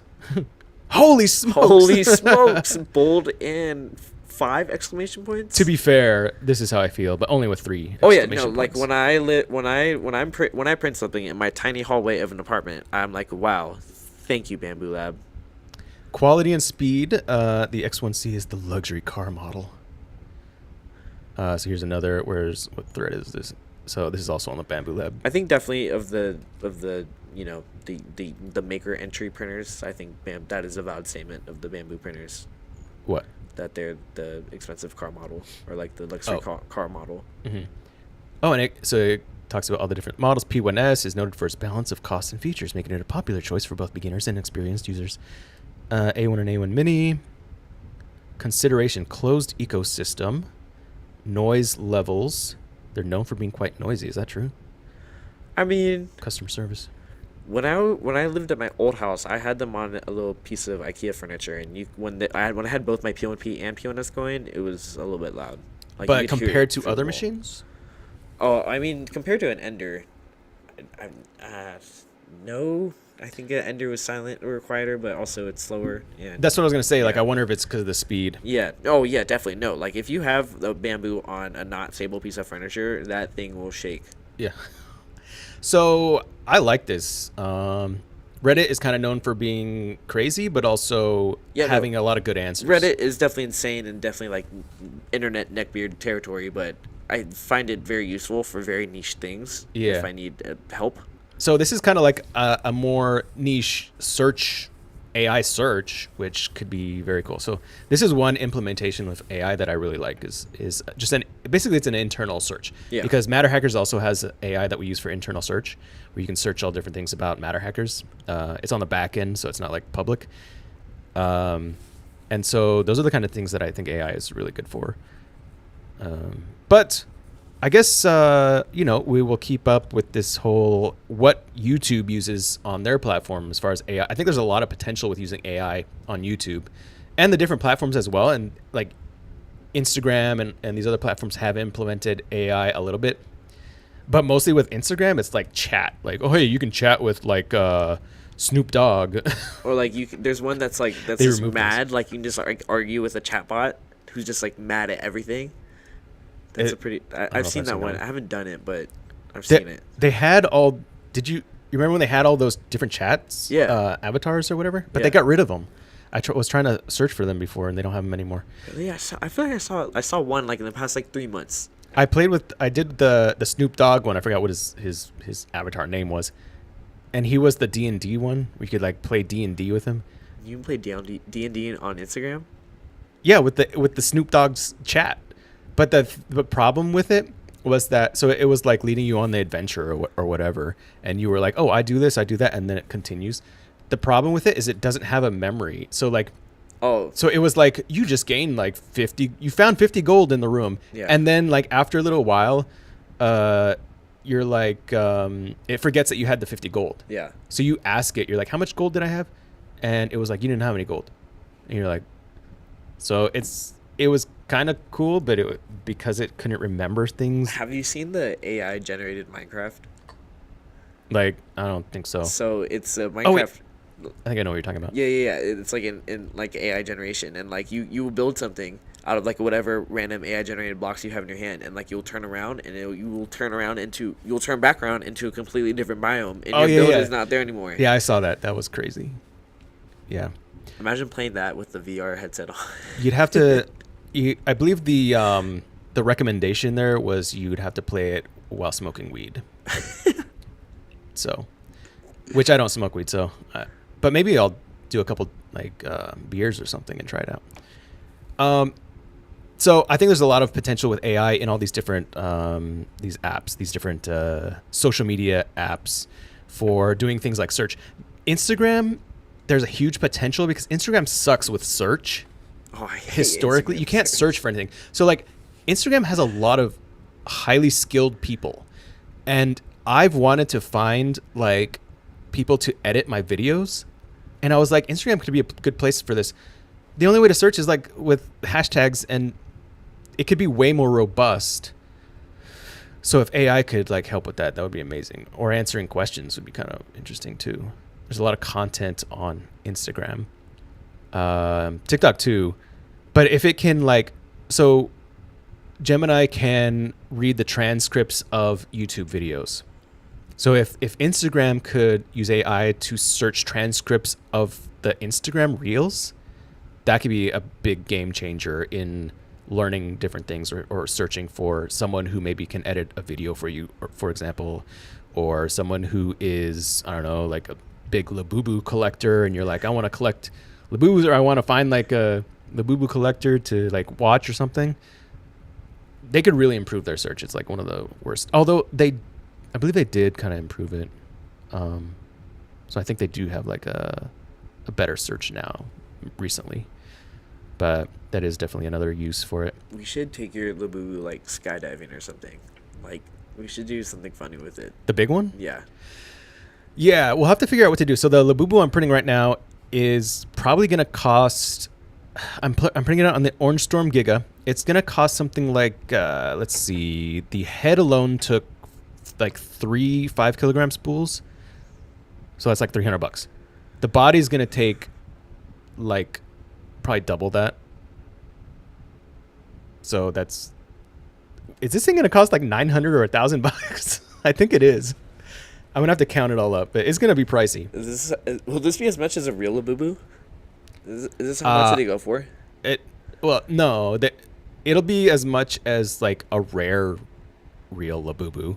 Yeah, that's resold after they open it up. And maybe we can trade it for a real rare Labubu. Yeah.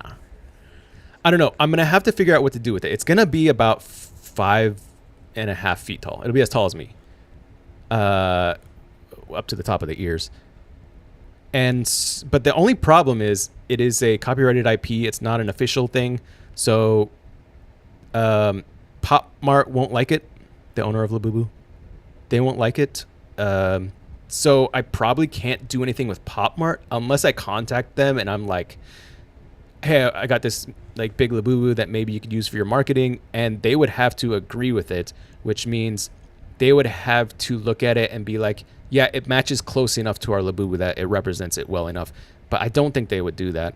So it would have to be some other third party, like I was thinking like a card game shop or like a collectibles shop, maybe, that sells Labubus. But I don't know that Labubu, like Pop Mart would like that. So it'd have to be something else. My thinking was that if I could get it to like a big YouTuber or Instagram person that collects Labubus, that's like a big part of their thing, and give it to them, then that could be like a cross promotional thing. So like the person on Blackpink, one of the singers, or whatever, they're big in Labubu. They're one of the people that help push it into prominence. So if I could get it to her, that might be interesting. And that could be a good little collaboration. That'd be fun. Because you know these YouTubers or Instagram people that like design something and give it to a big celebrity or something that really likes them. And it's kind of fun. So I think that's what I would do. But it's going to be pricey. It's going to be like probably $900 to print this thing on the OrangeStorm. Thank you, Matter Hackers. Yeah. Link in description. Link in the description. Click all the links. There all are of them. There are links in the description. Enter that giveaway. Enter the giveaway. You specifically right there. Enter the giveaway. Click all those links. Click all the get links. all those entries. There's like 100 of them. Win that $100 gift card. You got that. Win the $100 gift card, and then you can That's you right there. And then you can buy a bunch of print your own Labubu. You can print your own Labubu. You could win every Matter Hackers giveaway ever and print your own giant Labubu. There are links in the description for the OrangeStorm Giga, for some of the things that I'm talking about here that are a little bit bigger, a little bit more bigger. Just go stories. click all the links. Just click them all. Creators Express. Okay, yeah. So we talked about that. The AI vibe shift. Ooh, vibe mentioned. I know. I know that word. I'm sick of the word vibe right now. Just like cooked. Cooked was the other word that I'm sick of. Ooh, I was sick of cooked. that word from the beginning though, but because it's just been used by so much. It's died off a little more now. On YouTube, people were using the word cooked in their titles so much. And I was like, they're using it because it was popular. I've been using twin a lot in my YouTube shorts. Twin? What's that supposed to mean? Link in bio twin. Like, hey, my familiar. There's the link in my bio. Go click that. I have never been into like this kind of like popular slang.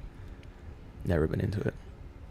Yeah, my generation dropped the ball with that. Our generation dropped the ball with that. Like, what do you mean? With the no more cool slang. We have no more good slang. Really? I mean, I feel like there's no more good slang. But anyways, the AI vibe shift There was never good is slang. upon us. There was never from good popular CNN slang. Business. Yeah, okay, so let's see what we got here. What is this? I don't even know what this is. Rather suddenly, I'll remember it once oh, here, I'm doxing myself. Oh well. It's fine. Rather suddenly, there's been a vibe shift around artificial intelligence, the tech that's hypnotized Wall Street and inspired cultish devotion across Silicon Valley over the past 3 years.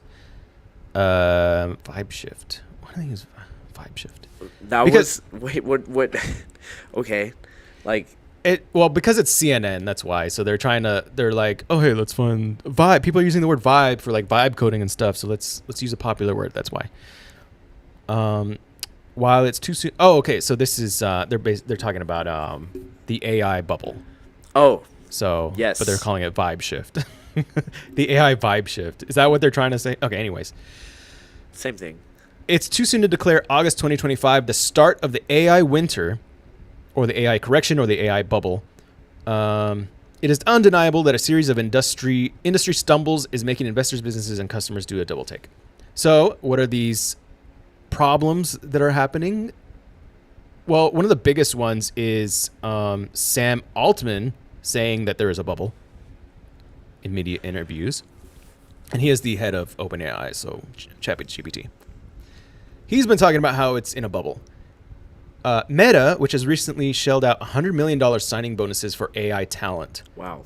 has instituted a hiring freeze and is reportedly looking at downsizing its AI division. ChatGPT 5 is a flop. I don't know that it's actually a flop. They're just using like inflammatory language here, but it's had mixed reviews and there's kind of been a lot of negative things about it, although they have been working on updating it. This ChatGPT 5 is the newest ChatGPT, where it basically, instead of you can pick which like kind of AI, you can do like use 4.0 or 4.0 mini or 4 mini, whatever it is, depending on what you're asking ChatGPT. Instead, it picks it for you. So it's an auto router, picks which version of the AI to use. And basically people have been talking about how that was just a way for them to lower costs, and it provided for a lower quality experience. Also, it doesn't have as good of a personality because people really like the ChatGPT 4.0's personality. Yeah. Some of those people were people who have like relationships with their AI chat. I've seen those TikToks. Really? Yeah, you're in a different world there with TikTok. I'm not on TikTok really. CoreWeave, a cloud computing company backed by NVIDIA, has shed nearly 40% of its value in just over a week. That's a lot. Backed by NVIDIA. And NVIDIA is like the biggest company right now. Researchers at MIT published a report showing that 95% of the generative AI programs launched by companies failed to do the main thing they were intended for, ginning up more revenue. And we heard, we heard earlier that number, and 95% of AI programs fail. But honestly, because even though that's a high number, that doesn't necessarily mean anything, because a lot of times 95% of a lot of things fail, and it doesn't mean it's a failure as a whole. Like when you think about people creating companies, 95% of companies fail. Yeah. So it doesn't, even though it sounds like a big number, it still could be normal. Anthropic and OpenAI have struck deals to give their products to the U.S. government for next to nothing, instead of, I guess, the U.S. government paying them for it, even as they are burning through cash and lack demonstrable paths to profitability. So they're giving the technology away. And AI is like they're spending tons of money and not making very much, basically, which is interesting. Like, I didn't really think about that, but it makes sense. But they are spending billions and billions of dollars, but the AI actually does not make them a lot in comparison. So they have to figure out a way to profit from AI. All of that has sent traders rushing to buy disaster puts, options that act as a kind of insurance. So basically they're like shorting the market so that because they think that the market's going to go down with AI, similar to like the 90s .com bust. So this could be another .com bust potentially. But who knows if it's going to be an actual crash, like a bubble, or if it's just going to go down over time. With any technology that like explodes, there's going to be like leveling off. It's going to go down and then kind of level off, and different, because there's tons of AI companies out there and apps and stuff. A lot of them are not going to become popular. They're going to die off, and it's just going to be a core group of a few, which is typical of anything like social media, for example. That happened early on. So let's see. For some investors, the tech pullback is just a pause that may refresh as investors retrench and think how they want to position their tech dollars. Maybe, but the ups and downs of the market are just one measure of AI's impact, and even some of AI's biggest critics say the downfall won't happen overnight. So they're saying maybe it's not going to be a really quick burst, but maybe it'll happen over time. But they do have to figure out how to make money. Sam Altman, again, was saying that it is a bubble. Let me just close these. When bubbles happen, smart people get overexcited about a kernel of truth. Basically what he's saying, I have my notes here so we don't have to actually read the article. He expressed concern that smart people get overexcited about a kernel of truth and found it insane that some AI startups with minimal ideas are receiving such high valuations, predicting that someone's going to get burned. Despite the bubble, he expected OpenAI to thrive, but he owns OpenAI, so of course he would think that. Projecting that the company will spend trillions of dollars on data center construction in the near future, and their overall impact on the economy will be a huge net win. it seems like from what I read, that the more AI improves and stuff is the more energy it uses, so it actually will get more expensive unless they figure out a way to power it in a significantly cheaper way. So we'll see if they can figure out a way to profit from it, because right now the only way they're kind of profiting is you can pay for the AI, like the more advanced AI, Yeah, versus using the free one. the basic one. Yeah, but it's just not enough. They're not making enough from that. So they have to figure out another way. And finally, as far as AI goes, the future is bot versus... So this is the dead internet theory you were talking about. Now, this had... The article was available before for some... Oh, I know what I did. Hold, please. I think what I did was I went to... what was it? Remove paywall. Yeah, here we go. I think this worked.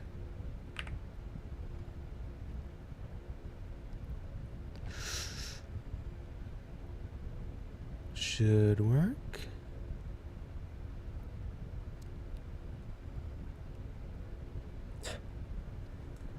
I swear this worked. I am not a robot. Here we go. Let's go. Yeah. So, bots will overrun humans on the internet in generative AI's next massive disruption. So basically, the dead internet theory is what? That most of the internet is Most of the actually internet fake? is not real and just bots Yeah. just talking to each other.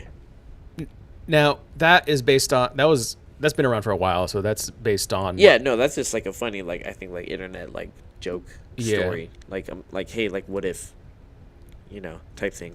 But that's not necessarily, that's not based on AI.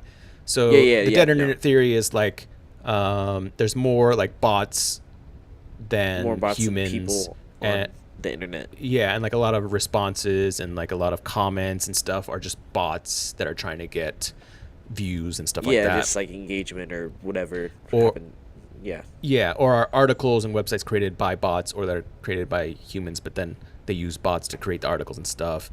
And so like everything's kind of bots.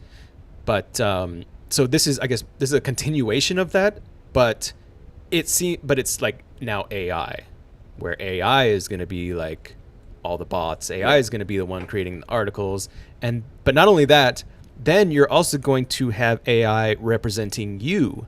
So you're going to have your own AI avatars representing you online that are then going to read all the articles and consume all the content and then summarize it for you or get what you want out of it and so on. Yeah. So it's going to go both ways, and let's see why it matters. The internet connected humanity, but an AI-driven shift to a machine's first network will force us to rewrite 30 years of habits, expectations, and beliefs about how online life works. As AI agents improve and multiply, bots representing individuals will interact with bots representing companies, and human use of the open web will continue to decline. So we'll be able to have our own AI agents. An AI agent is just AI or multiple AIs that can do a bunch of different things for you. And it may take several AIs to do it. So like if you want to order an Uber or like order food online, you may need a few different AIs to do that. So you may need an AI that you can talk to, a chat AI, to tell it to order food for you. And then that AI talks to an AI connected to DoorDash that knows how to use DoorDash, and then it submits an order through DoorDash. And then maybe there's another AI that's like customer service that it talks to make sure it works properly or whatever. Yeah. Or like a payment AI. So there could be an AI agent that combines all those different AIs together, and then you just talk to it and it'll do that function for you. So that exists, but it seems like, I haven't done a lot of research into it, but it seems pretty limited right now. Either you have to learn how to do it and it's fairly technical and you have to learn how to like use whatever coding online or whatever. So you could create your own, but you would have to spend a lot of time learning it. or there are pre-made ones, websites and stuff, but I think it's fairly limited right now as far as like what it actually exists. It may be kind of pricey too. But that seems like that's kind of like where we want to go, right? Like we want to just be able to, in the chat, be like, can you order me some food? And then the chat's like, sure, based on my information that I know about you, your favorite dishes are X, Y, and Z. Which one do you like? Oh, poke. And it's like, okay, yeah, I'll just order from Maki Poke nearby. It's like the closest place, and based on your history, seems like you would like them. And you're like, sounds good. And it'll be like, oh, just order your favorite thing. And then it just orders it for you. So like the convenience there, and like instead of opening the app and doing all the stuff that you normally would do, that's just one example. Or you could ask it, hey, I'm trying to find like the best 3D printer out there for my needs. And maybe it can like find one for you and buy it for you or something like that. We're not quite there yet as far as like it being able to do the full chain, as far as like ordering for you, for example, based on just some limited chat information. But it seems like that's AI agents are like what we really want and need. And that's kind of like what Siri was like supposed to be back in the day. It was like, oh, cool. When it like kind of first came out, it was like, oh, we'll be able to do everything through Siri with our phones. Like just ask it something and it'll be able to send an email for us. But turns out Siri's actually the suckiest AI. Siri's the worst AI. Oh my God. But that's kind of like Siri was supposed to be like an AI agent of sorts. Yeah. It wasn't AI from the beginning. It was just like AI butler. AI waiter. Yeah. But that's what we want. We want like an AI that can do everything. Zoom out. In the early 90s, the World Wide Web introduced a people-to-people network. Websites became more elaborate. Interactions with people became heavily mediated by software like social feeds or travel apps. And then now coming up is going to be an online world where interactions take place primarily among bots and AI agents, with people largely regulated to the sidelines. So it's going to be AI versus AI online. Wow. And we're just kind of be watching it happen.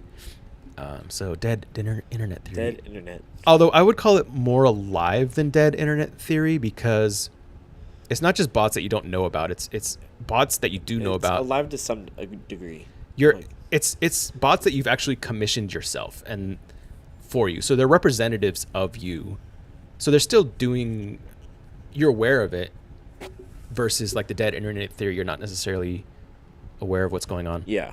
So I think it's a little bit more alive than dead internet theory. That's why I was like, it's not really dead internet theory. There should be a Black Mirror episode about this. Yeah. Gray internet theory. That's what I'm going to call it. I think it's gray internet theory. Gray internet. So one of the most basic things we do, like buying stuff online, typically you will click around, check products and pricing from different vendors, you'll get comparisons. Prices can fluctuate, but the purchase decision remains in your human hands. But AI-driven e-commerce means that vendors are going to start rapidly changing their prices based on your identity and other variables. And it could be by the second or microsecond and differently for each customer, because AI will be able to detect all these different parameters much quicker than, say, for example, a restaurant like the Poke Place has a special lunch special during the day, and then like after 5 it goes back to normal pricing. They can't change pricing based on a bunch of variables like we know that there's more people looking for Poke at 4 p.m. but there's less at 3:30 p.m. and so we're going to change the pricing within those few minutes. But then we're also going to look at who's buying and based on like their IP address or something like that. They can't do that, but AI could potentially look at all those different parameters and then change the pricing based off of all that. Yeah. And Delta Airlines is already experimenting with one AI ticket pricing tool. But you might think, well, that sucks. I don't want them to give us different pricing throughout the day just based on me. What if they give me a higher price? That seems unfair, because maybe they think I'm a bigger risk or something like that, whatever it is.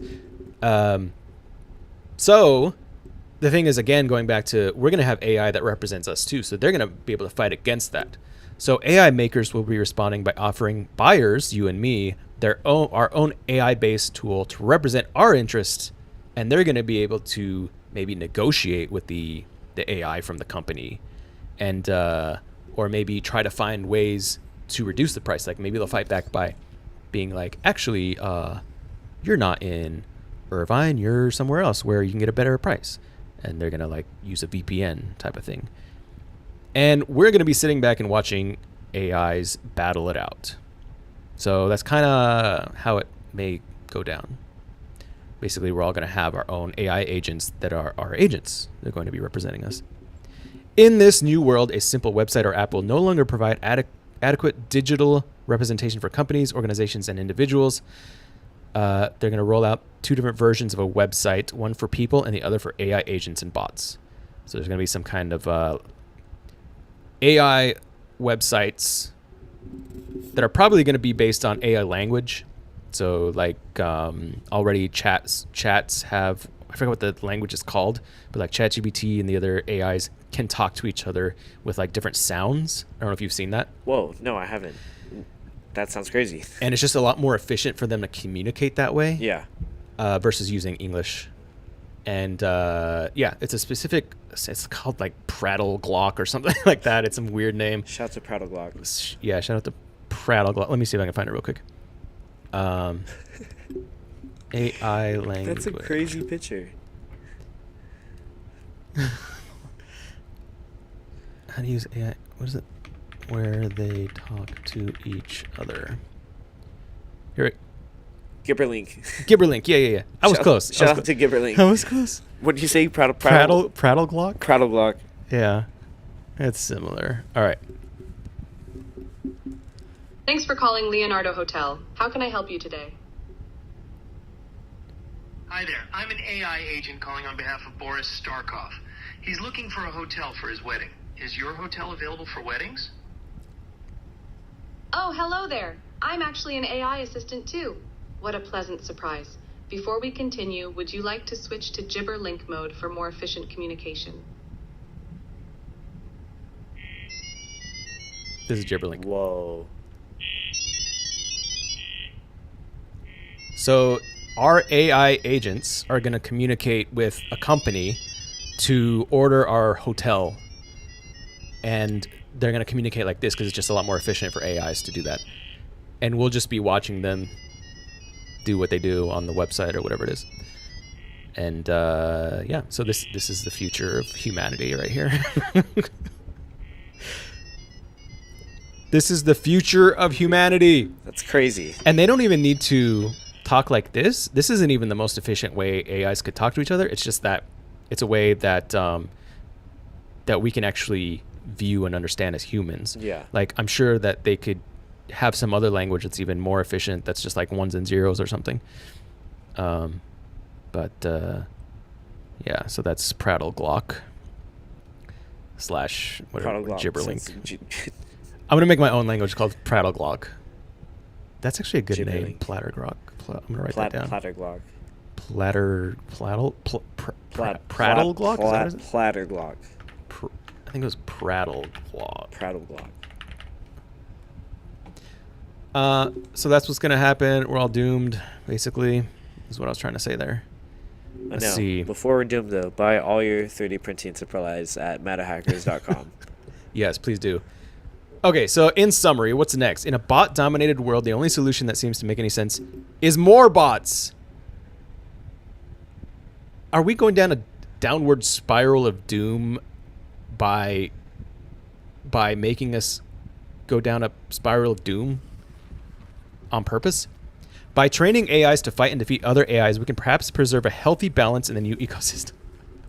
This seems like they're trying to destroy us here. So yeah, this article seems evil. To solve Who wrote this? To solve the problem, create more of the problem.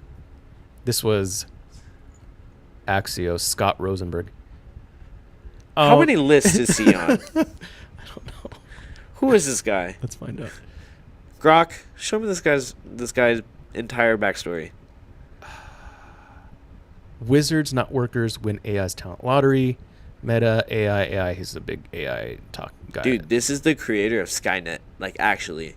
His solution to AIs going against us is to create more AIs. Can I get some AIs? And then can I get even more AIs? Stevenson proposed we design AIs to predate upon existing AI models by using every conceivable strategy to feed bogus data into them, interrupt their power supplies, discourage investors, and otherwise interfere with their operation. Well, that sounds very violent. Dude, this guy, that guy is evil. I'm telling you. Oh, I don't know. The way he's talking there, he's like, to battle AI, destroy it by any means necessary with our To have AIs. the AI, we need to destroy the AI. We need to become the AI. become the We AI. need to create more AI. And so I have all these. This is going to take a little while longer. So I don't know how. You're free to stay or go depending on what you want. But I actually don't know how long this is going to. This is going to be pretty quick, I think. I want to talk about XR because there's some products coming out that are kind of cool. Snap is. Have you ever used Snapchat or recently? Dude, not recently. Dude, the last time I used Snapchat I was in high school.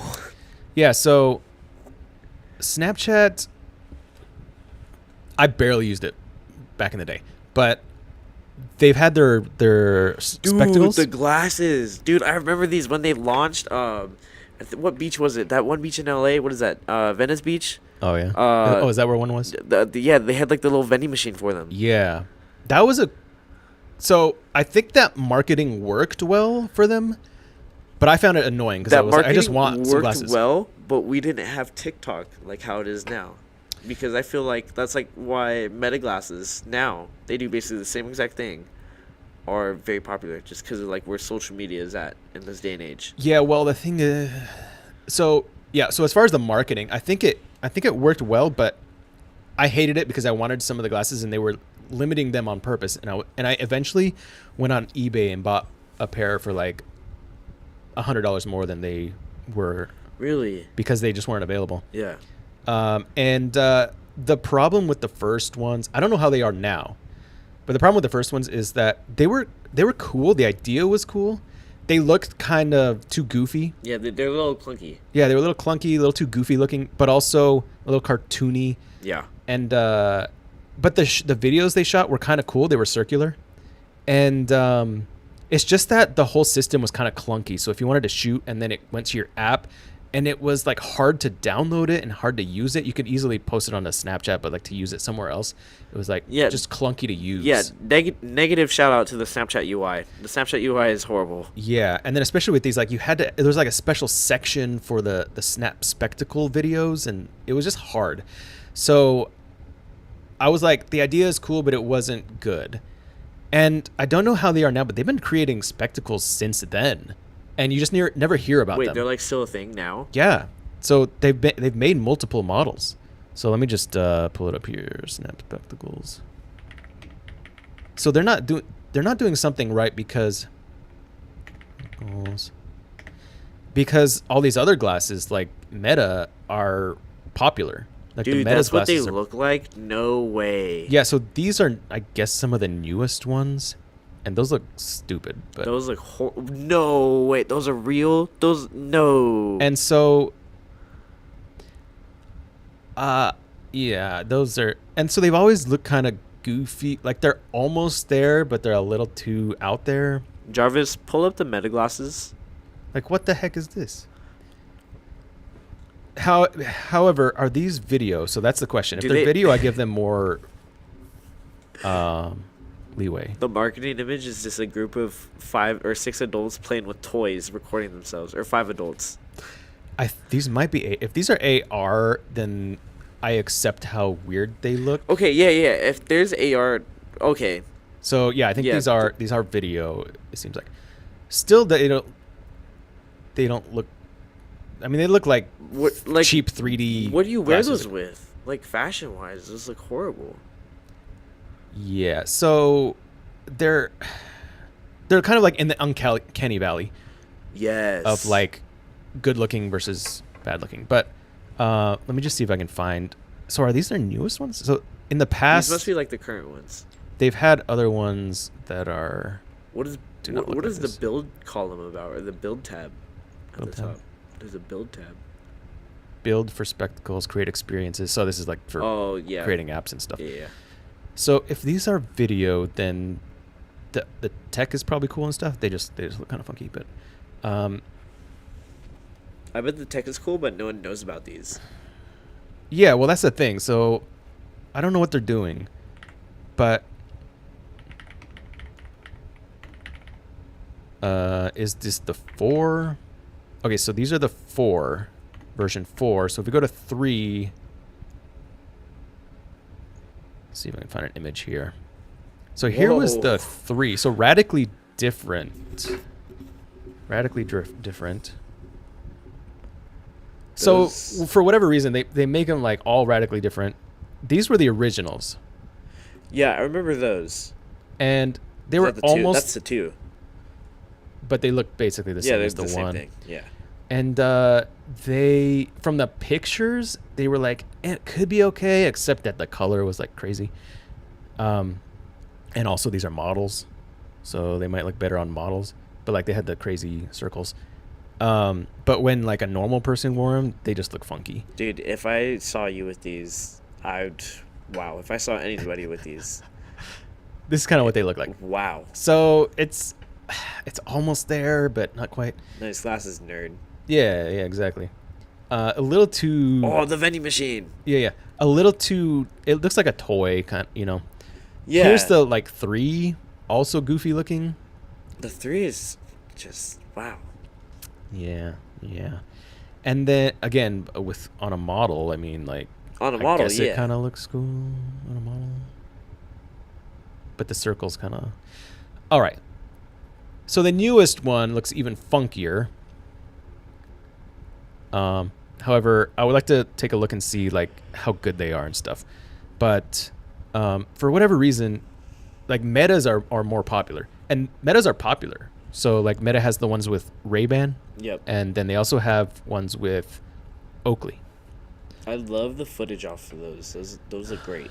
Oh yeah, I had the Ray-Ban ones for a little while. The only problem I had with them is that the battery life was low. Oh, It's pretty low. yeah. Snap has spent around $3 billion developing spectacles, which are their augmented reality glasses. So it looks like the newest ones are video. The previous ones were not. They didn't show video on the. Yeah. Like there's no UI. Yeah. Indeed, he believes they are an essential part of Snap's future, which I think is true.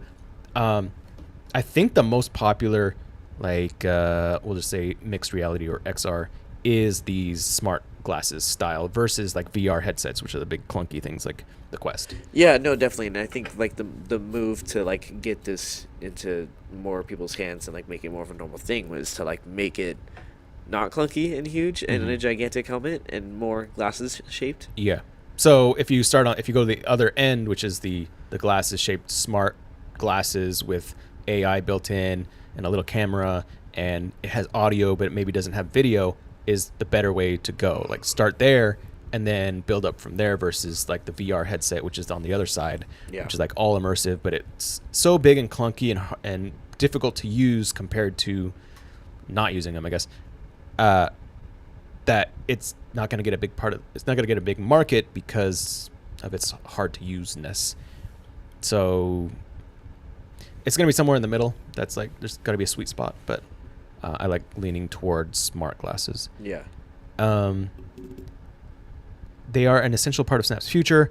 Despite this massive investment, which is not very massive if you compare it to like Meta spending tens of billions of dollars on their metaverse and all that stuff, spectacles have yet to find mainstream success. Now Snap is considering raising funds, outside funding, to help the product better compete with rivals like Meta. And they're thinking of spinning off spectacles into a separate entity, although it's connected to Snapchat, their core AR features. So if they can like, I don't know what the solution is, if they can take it out of Snapchat and make it more of like something where you don't need Snapchat, because I don't know how popular Snapchat is right now. Yeah, I never hear anybody like in this day and age being like, "Hey, let me add you on Snapchat." Yeah, when I've asked people, I'm like, is Snapchat a thing? And then like one of my friends is like, oh yeah, it's still a thing. People use it. But I'm like, how popular is it?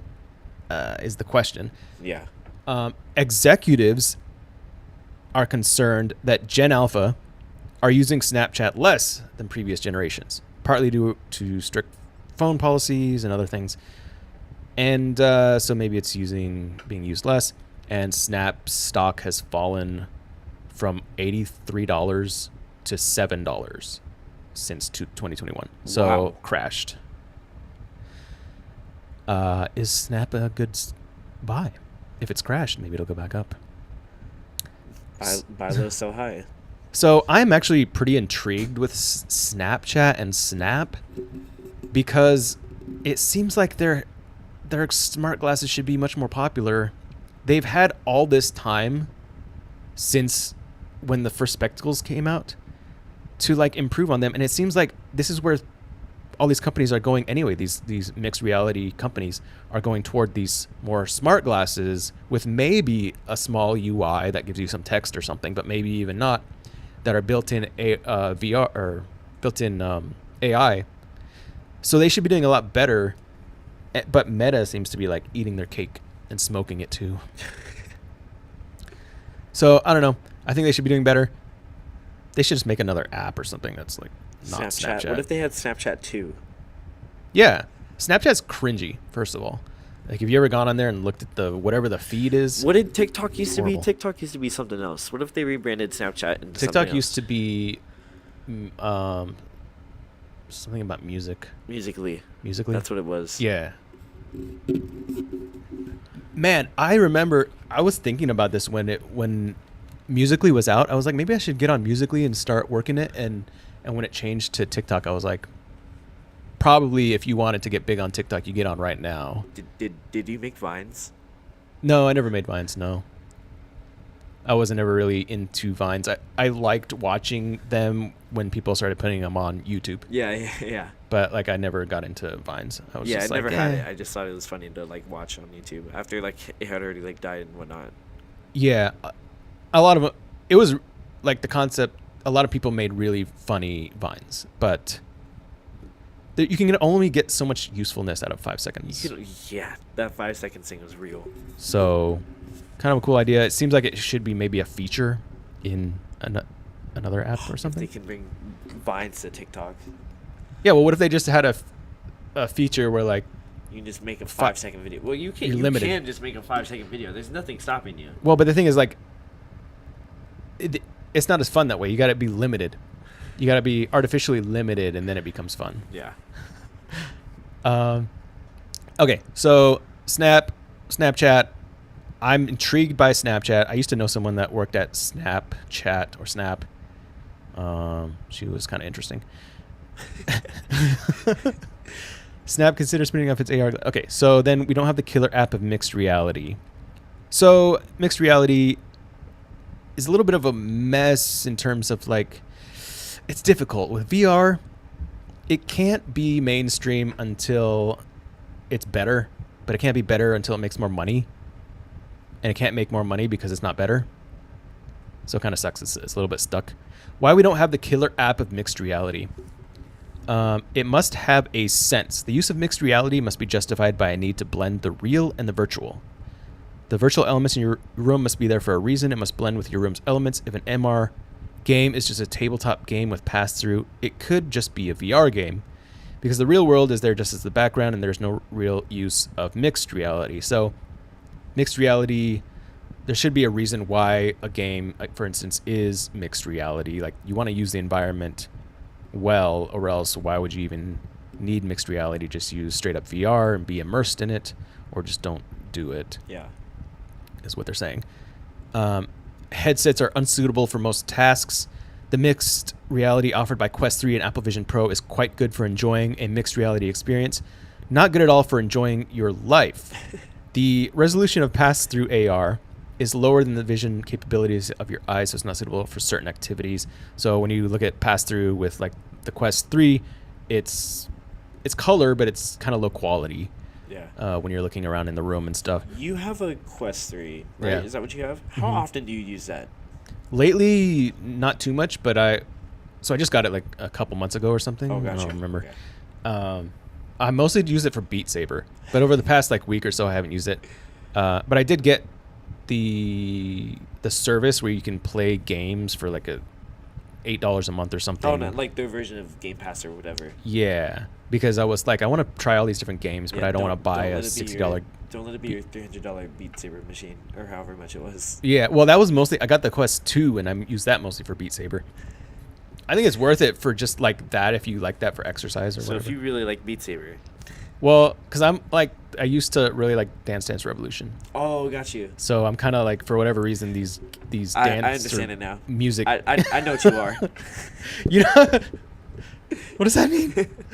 But yeah, so Beat Saber is fun, and yeah. But yeah, there's also games, and other than that, though, I haven't really used it for much else. So just games, and I mean, I tried like watching some YouTube videos and stuff, but it's all right. And then I guess movies would be kind of cool if you like connect it with HDMI and watch a movie. That could be cool. I just haven't tried it yet. Yeah. So here's an example of the it's not really good for enjoying your life. Some time ago, a quite cute cooking mixed reality application developed during a hackathon got viral in the VR communities.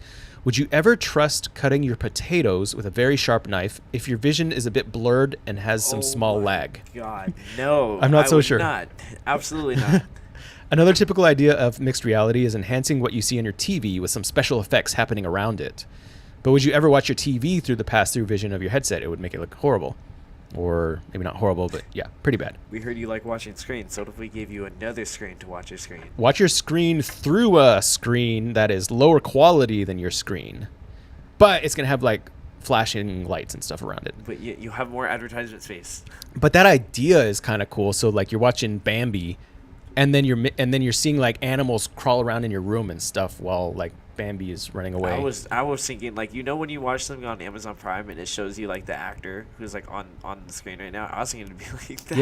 Yeah. I wasn't thinking of anything crazy like adding to the like the effects and whatnot, but that actually sounds really cool. Yeah, like in the Matrix, you could have when the bullets are flying, they could be flying in your room. Oh, like that would be pretty cool. Or like have it like that one theater where you can go watch Matrix at, and it's like full like 360 experience or whatever it is. Yeah. The I know what you're talking about. Yeah. I haven't been to one. I kind of want to go to one. I want to go check it out. It could be. It's basically effectively a sort of VR experience. If we can figure out a way to get 3D printing involved, we should make Mad Hackers pay for that and send us out there. We can find a way. Hey I'm guys, sure. I 3D printed the world's biggest Neo. And now we're watching The Matrix. Now we're at watching the theater. Matrix in the cool theater. I mean, yeah, you could do that by like 3D printing like something from the movies, and maybe that could be our in. It might be a hard sell. We 3D printed a theater. What's up, guys? I printed the red and the blue pill, and asked people outside the really cool Matrix theater which one they'd take. And what if someone actually grabbed it and swallowed it, choked? And then it's like the pills say Mad Hackers on them. We 3D printed a emergency room. The fact that headsets are still in the early stages also makes them unsuitable for some environments.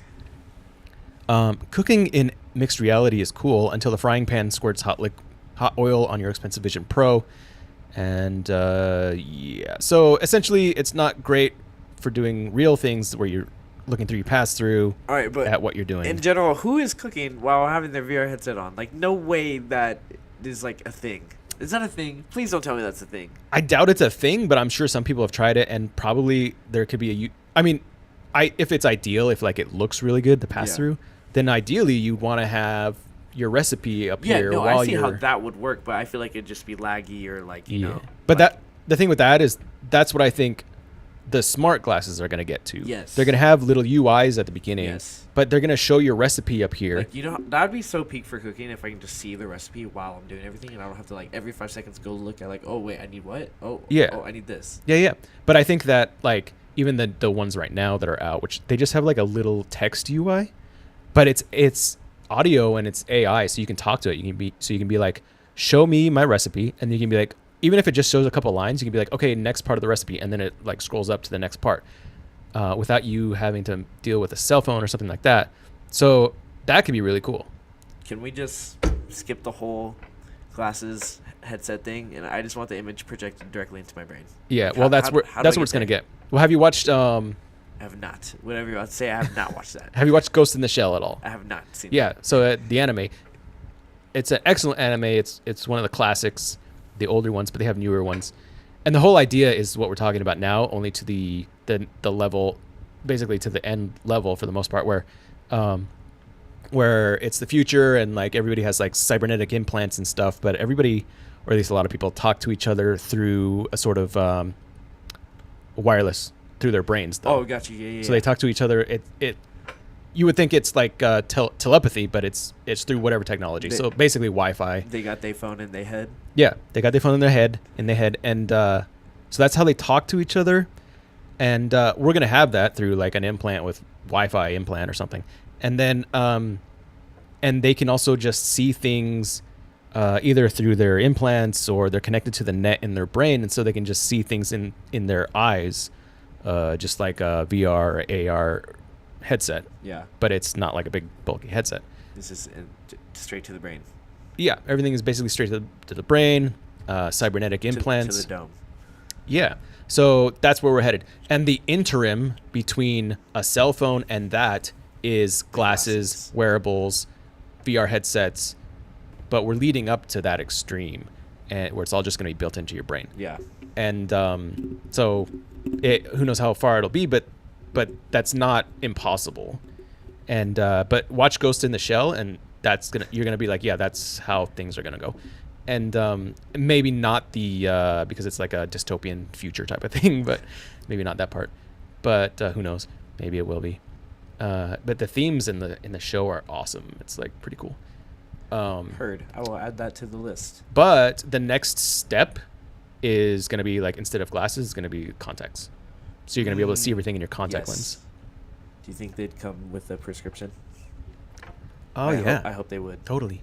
But a lot of people may not be able to wear them because some people like it's irritating or dries their I have eyes. astigmatism. I wonder how that would affect that.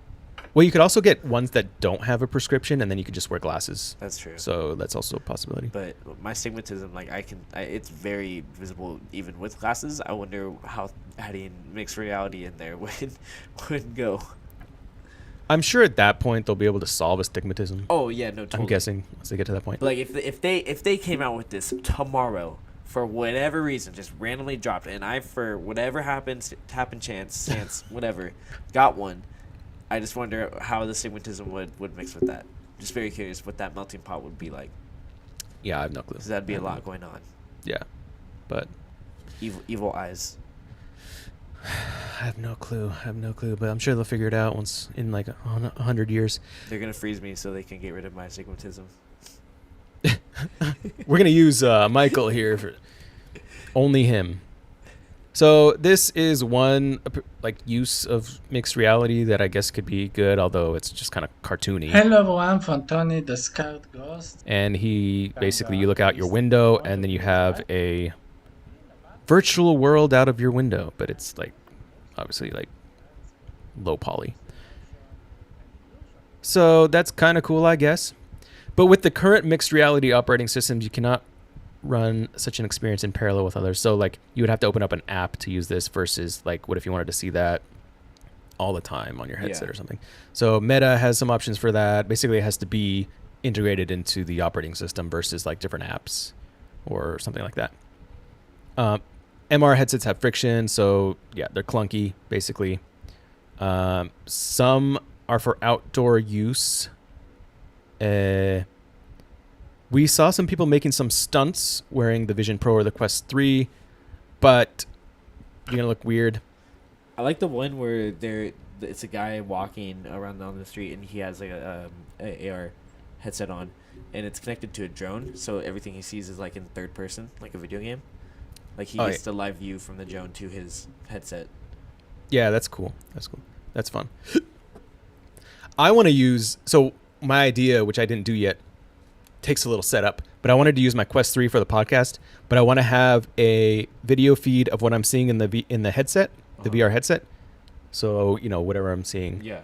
And so if I'm looking at the screen, just although it'd be kind of low quality, but I want that to be like in the corner up here. Yeah. And then, or maybe the main screen, and then a video of me like normal in the corner. Oh, dope. So like whatever I'm looking at in VR is going to be the main video. And then I could just like look at the articles or whatever videos. So the tools must improve, and the market is fairly small for mixed reality VR, essentially. They still need to improve. The number of mixed reality devices is far inferior to that of virtual reality devices. And virtual reality devices, there's not a ton of either. Quest 3 and Quest 3S have decent sales.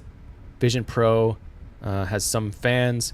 They're not comparable with the huge success of Quest 2, which is the previous one, which is big, much bigger. Still not huge, though. Making a pure mixed reality application means targeting a small segment of the market, and it is for sure not appealing to most game studios. It's just hard to code or deal with. But it's like, I think the mixed reality, again, is going to come from smart glasses and move upwards versus like VR and then becoming mixed reality. All right, I'm going to head out of stream. Okay. Thank you for having me. I will see you later. I'm just going to my desk. Thanks for joining. He's just going like 10 feet away. So we got the killer app. Why we don't have a killer app of mixed reality is because there's complications, challenges, smallish market. But yeah, I think that smart glasses are kind of where things are going right now. AR glasses need ultrasound UI for broad adoption. So with these smart glasses, we have ultrasound UI. And this is like touching it and like making it do things by pressing buttons and stuff. But ultrasound UI is technology that is like apparently in cars. I think my car has it because there's buttons, which I think is frankly annoying. I wish it just had regular buttons. But they are, what is it? Like pressure sensitive. And then it like buzzes when it to tell you that it actually works. And the thing is it's annoying because you have to actually look at it to know what you're pressing versus a regular button. Like just use regular buttons in cars because you can just glance at it and then you know tactily that you're pressing it tactily versus like a touch screen or something where you have to look at it to know what you're pressing. So get rid of it in cars. Just use regular buttons. But on something like a headset or smart glasses, it could be good. And how it works is, let's see, right here. So you can do slide and swipe, tap, double tap, triple tap, press and hold. And it is a force detector and touch as well. So you press a certain amount, 100 GF, whatever that is, and then it'll detect the force touch. iPhones had this. I forgot what version it was with the force touch keyboard, which I really liked, and then they got rid of it, and so it's no longer force touch. It's just like tap and hold. My guess is it was a lot more expensive, and they were like, nah, we don't really need this, but I liked it. I like the force touch. Ultrasound UI technology is not just experimental. It has already been deployed in smartphones and automotive systems, which I think mine has, which I wish it didn't have. It's just when you press something in my car, it's not every button, but there's like, you can only press it so fast. So if you want to like increase the temperature or decrease, then you have to like, you want to tap fast to decrease the temperature, but you can only tap every like half second or something. But, so yeah, get rid of it. Get rid of it. Where it has proven to be power efficient, precise, and robust under challenging conditions. For smart eyewear, the technology can be adapted with an application-specific integrated circuit and piezoelectric transducer designed specifically for low power adoption or operation. So low power can support tap, swipe, slide, and press and hold interactions through firmware and software configurations. And let's see. All signs point to AR glass. So again, a lot of these articles are pointing to AR glasses, smart glasses. becoming a major consumer category in the coming years. So this is why I want to get like every single smart glasses out there, and like, I don't know, just because I need $10,000. Display miniaturizations, AI assistants, spatial computing platforms, and energy efficient processors are aligning to make compelling use cases possible, but without a seamless, intuitive, and reliable interface, even the most advanced AR systems can fall flat.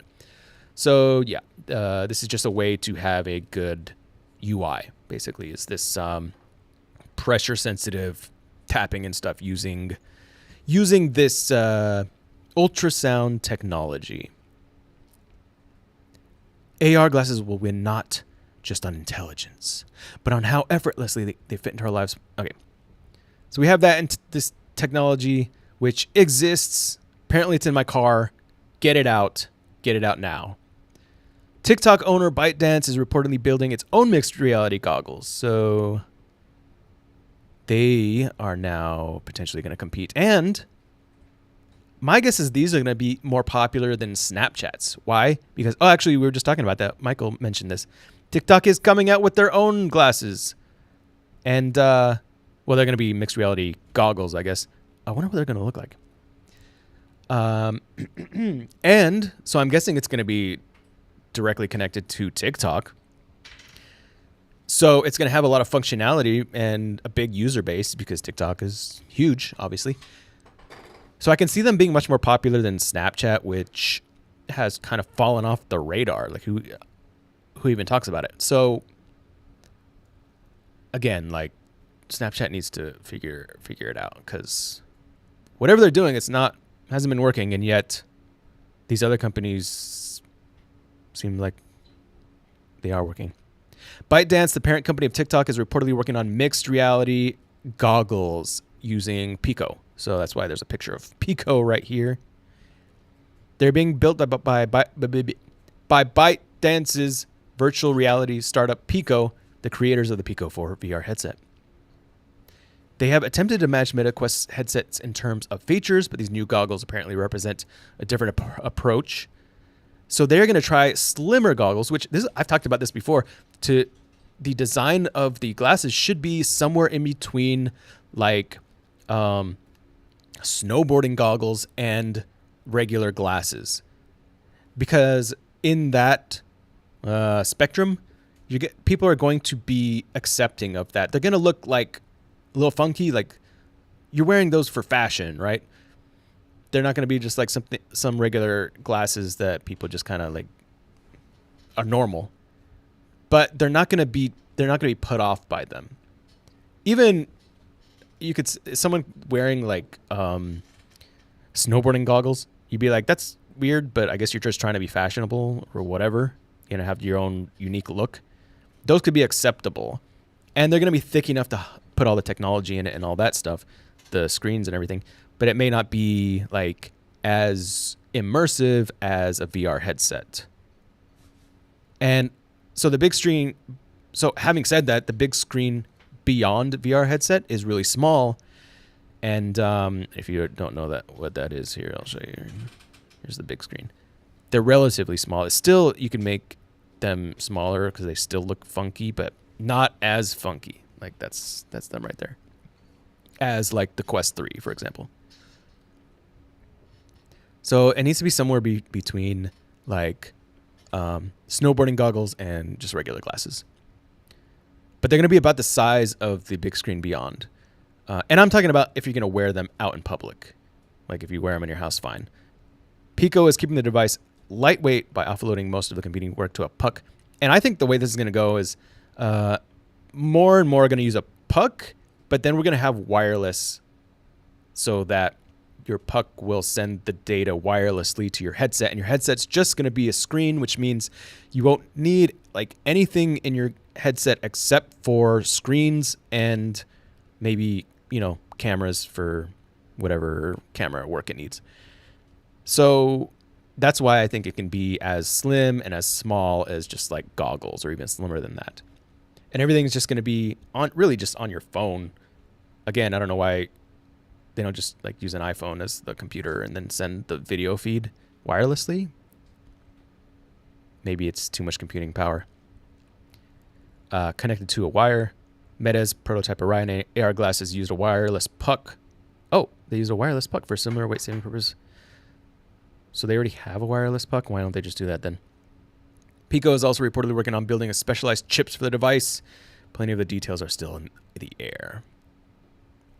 So we're going to have TikTok's headsets.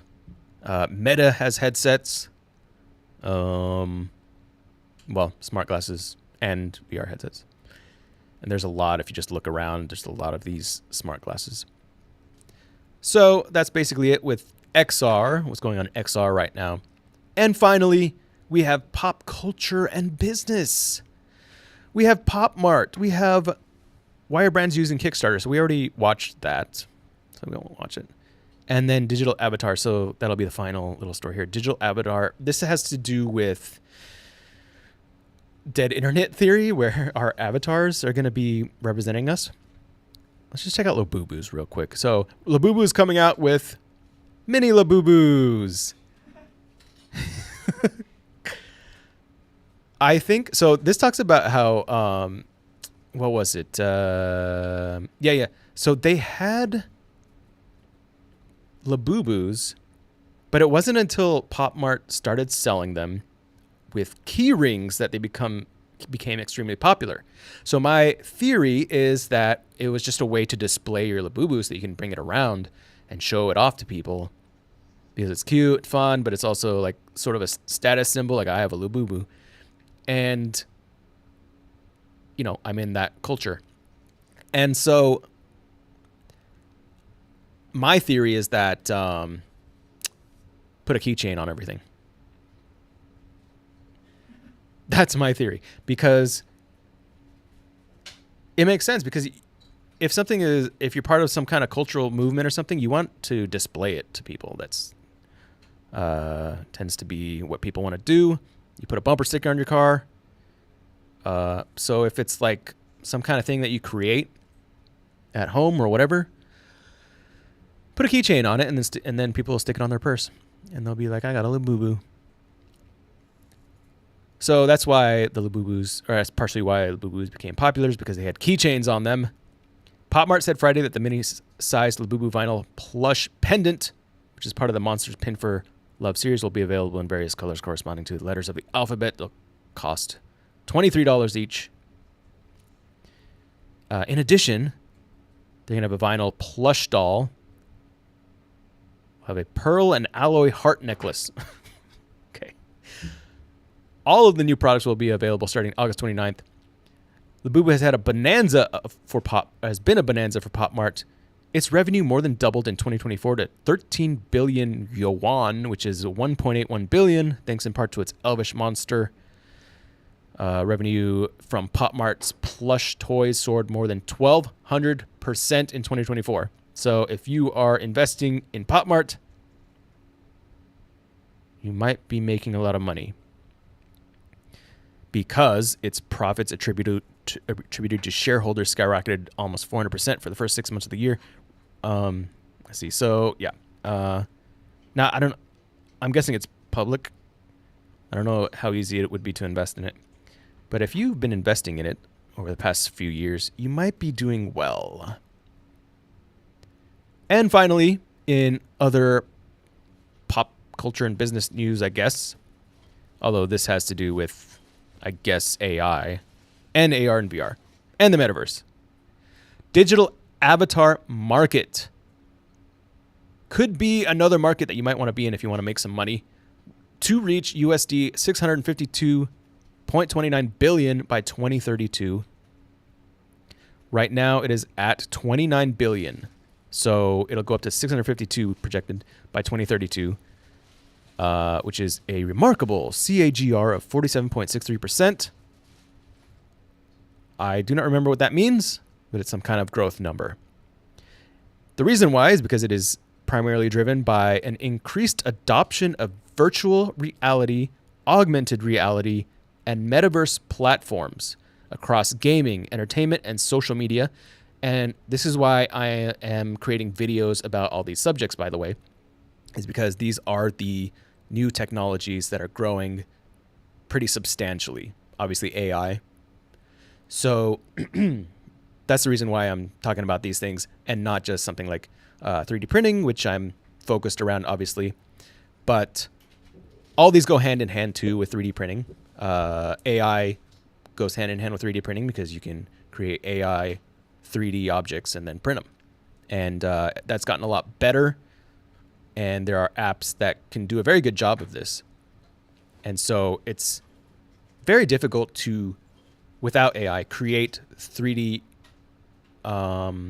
models unless you're skilled at it. But it's like a pretty big learning curve.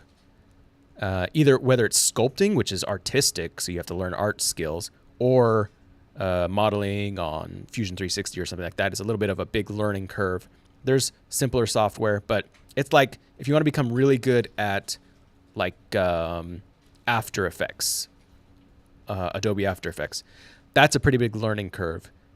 And so at the beginning, you kind of suck at it, and you have to be committed to it. It takes a lot of time. But if you can just ask AI, create this thing for me, it becomes more available to the masses. And so, anyway, why was I saying that? I guess because AI is becoming better at 3D objects, which will be able to allow more people to create physically more things faster, better, stronger. So it's driven by all these things. Rising demand for personalized digital experiences coupled with advancements in AI-powered avatar creation and animation technologies is fueling market expansion. And this could include VR, what do you call them? The avatars that are on YouTube and stuff. Yeah, VTubers, thanks. Which have become really big too. I don't know where they're at now, if it's still growing fast or if it's kind of flattened out, but I know that over the last few years they exploded. They've been around for a while, VTubers have. I think I made a video about this at one point, like the history of VTubing. So there are growing integrations of digital avatars everywhere. E-commerce, virtual workspaces, healthcare applications is further accelerating adoption worldwide. And like we were just talking about, this is how, in part, the whole bot-to-bot dead internet theory is going to happen, is we're going to have our own avatar. So our AI agents that are doing all this work for us, it would be boring if we didn't have like a visual manifestation of that. So if I didn't have like my Labubus character negotiating a price of my plane ticket, that just wouldn't be as fun. I want to have my talking Labubu that I bought from PopMart, that's a VTuber model, talk to Delta Airlines for me. I want it. I want that. The U.S. digital avatar market was valued at $8.92 billion in 2024, projected to reach, get this, $199 billion by 2032. So how do you get into the digital avatar market? I guess you'd have to be, again, it's going to take some artistic skills. However, you could hire someone else to do it. You could pay someone on Fiverr to design an avatar for you, and then you could resell them somehow. You could create some sort of an avatar business of some sort. I don't know if that includes these AI models that they're selling to like Vogue, or it was an ad for some clothing company in Vogue or something like that, and they paid a company like $100,000 to create their AI model, like fashion model. Key players: AI Foundation, Deep Brain, Didimo Inc., Epic Games. There's a lot of these are going to be games, AI avatars and that kind of thing. Microsoft Corporation, NVIDIA, Pinscreen, Soul Machine, Spatial System, Wolf 3D, and so on. Samsung. And so this further talks about the market here, which is a little technical, and I don't really want to read them. North America dominated the digital avatar market. Asia Pacific expected to grow fastest. So this is just another example of basically the bot-to-botness that will be the internet in the near future. It's already happening, but I think that digital avatars are going to be a big part of that because we are going to want some visual representation of everything we're doing. And it's going to be in all aspects. So we're going to want digital avatars when people are talking to chatbots for customer service, for whatever company you work for. And they're going to get better and better. Either they're going to be more realistic or, like, for example, Apple's on their Apple Vision Pro look pretty realistic. They're like almost there, barely. I mean, you can tell they look fake, but they're almost there. They look really good. But and those are digital avatars, so it just recreates you on the device when you're like FaceTiming or whatever it is. So anything from that to just having your own fun avatar that's whatever character, just like in VR chat, for example, which, by the way, VR chat is another example of that. So I'm just wondering, like, what is the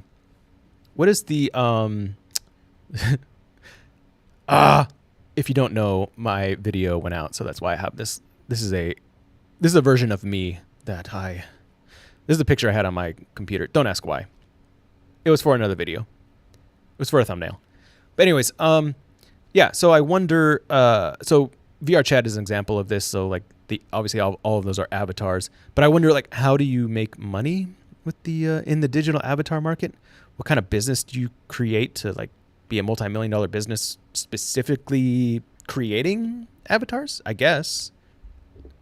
I just wonder, I'm just thinking, like, is there another way to be part of the business or the industry other than like just making the avatars? Maybe you make a service that can make the avatars. Maybe you make an AI that can make avatars for you or something like that. But that was the last story. Sorry, my video went out, but I was using my cell phone and it died. And then it didn't reconnect. So had a little problem there. But those are all the stories today. And so some pretty cool stuff happening in 3D printing space, as well as the AI space. And a few things going on in XR. And then, of course, some things going on with Labubus. Again, I'm not that big of a fan of Labubus. I have one Labubu. Soon to be 2, and it'll be 5 foot tall. Be sure to check out the links in the bio, because there are links there, and I want you to click on them. And some of them are like what we've been talking about. So like the OrangeStorm Giga and the H2S on Matter Hackers, which is not out yet, but soon to be out. And then a couple other things there. And be sure to enter my giveaway. Be sure to enter my giveaway. $100 gift card to Matter Hackers. You could win that, and you could get whatever you want at Matter Hackers. Filament. What else is like $100 or less? Nozzles. Filament and nozzles, basically. Build plates. You can get a build plate. What else? Resin. I guess if you have a resin printer, you could put it toward a printer. So like the Bambu A1 Mini is what, like 300, 250, 300, something like that. But sometimes it goes on sale for like 200 or maybe a little more than 200, around 200. So if you had like $100 toward that, you could buy some a really nice 3D printer for like a little over $100. That would be pretty cool. Or the A1, especially if it's on sale, just a regular A1. You can get it for like a couple $100 if you applied $100 to it. So that would be a great printer. So check out the links, and we'll see you next time on Spaghetti Stream.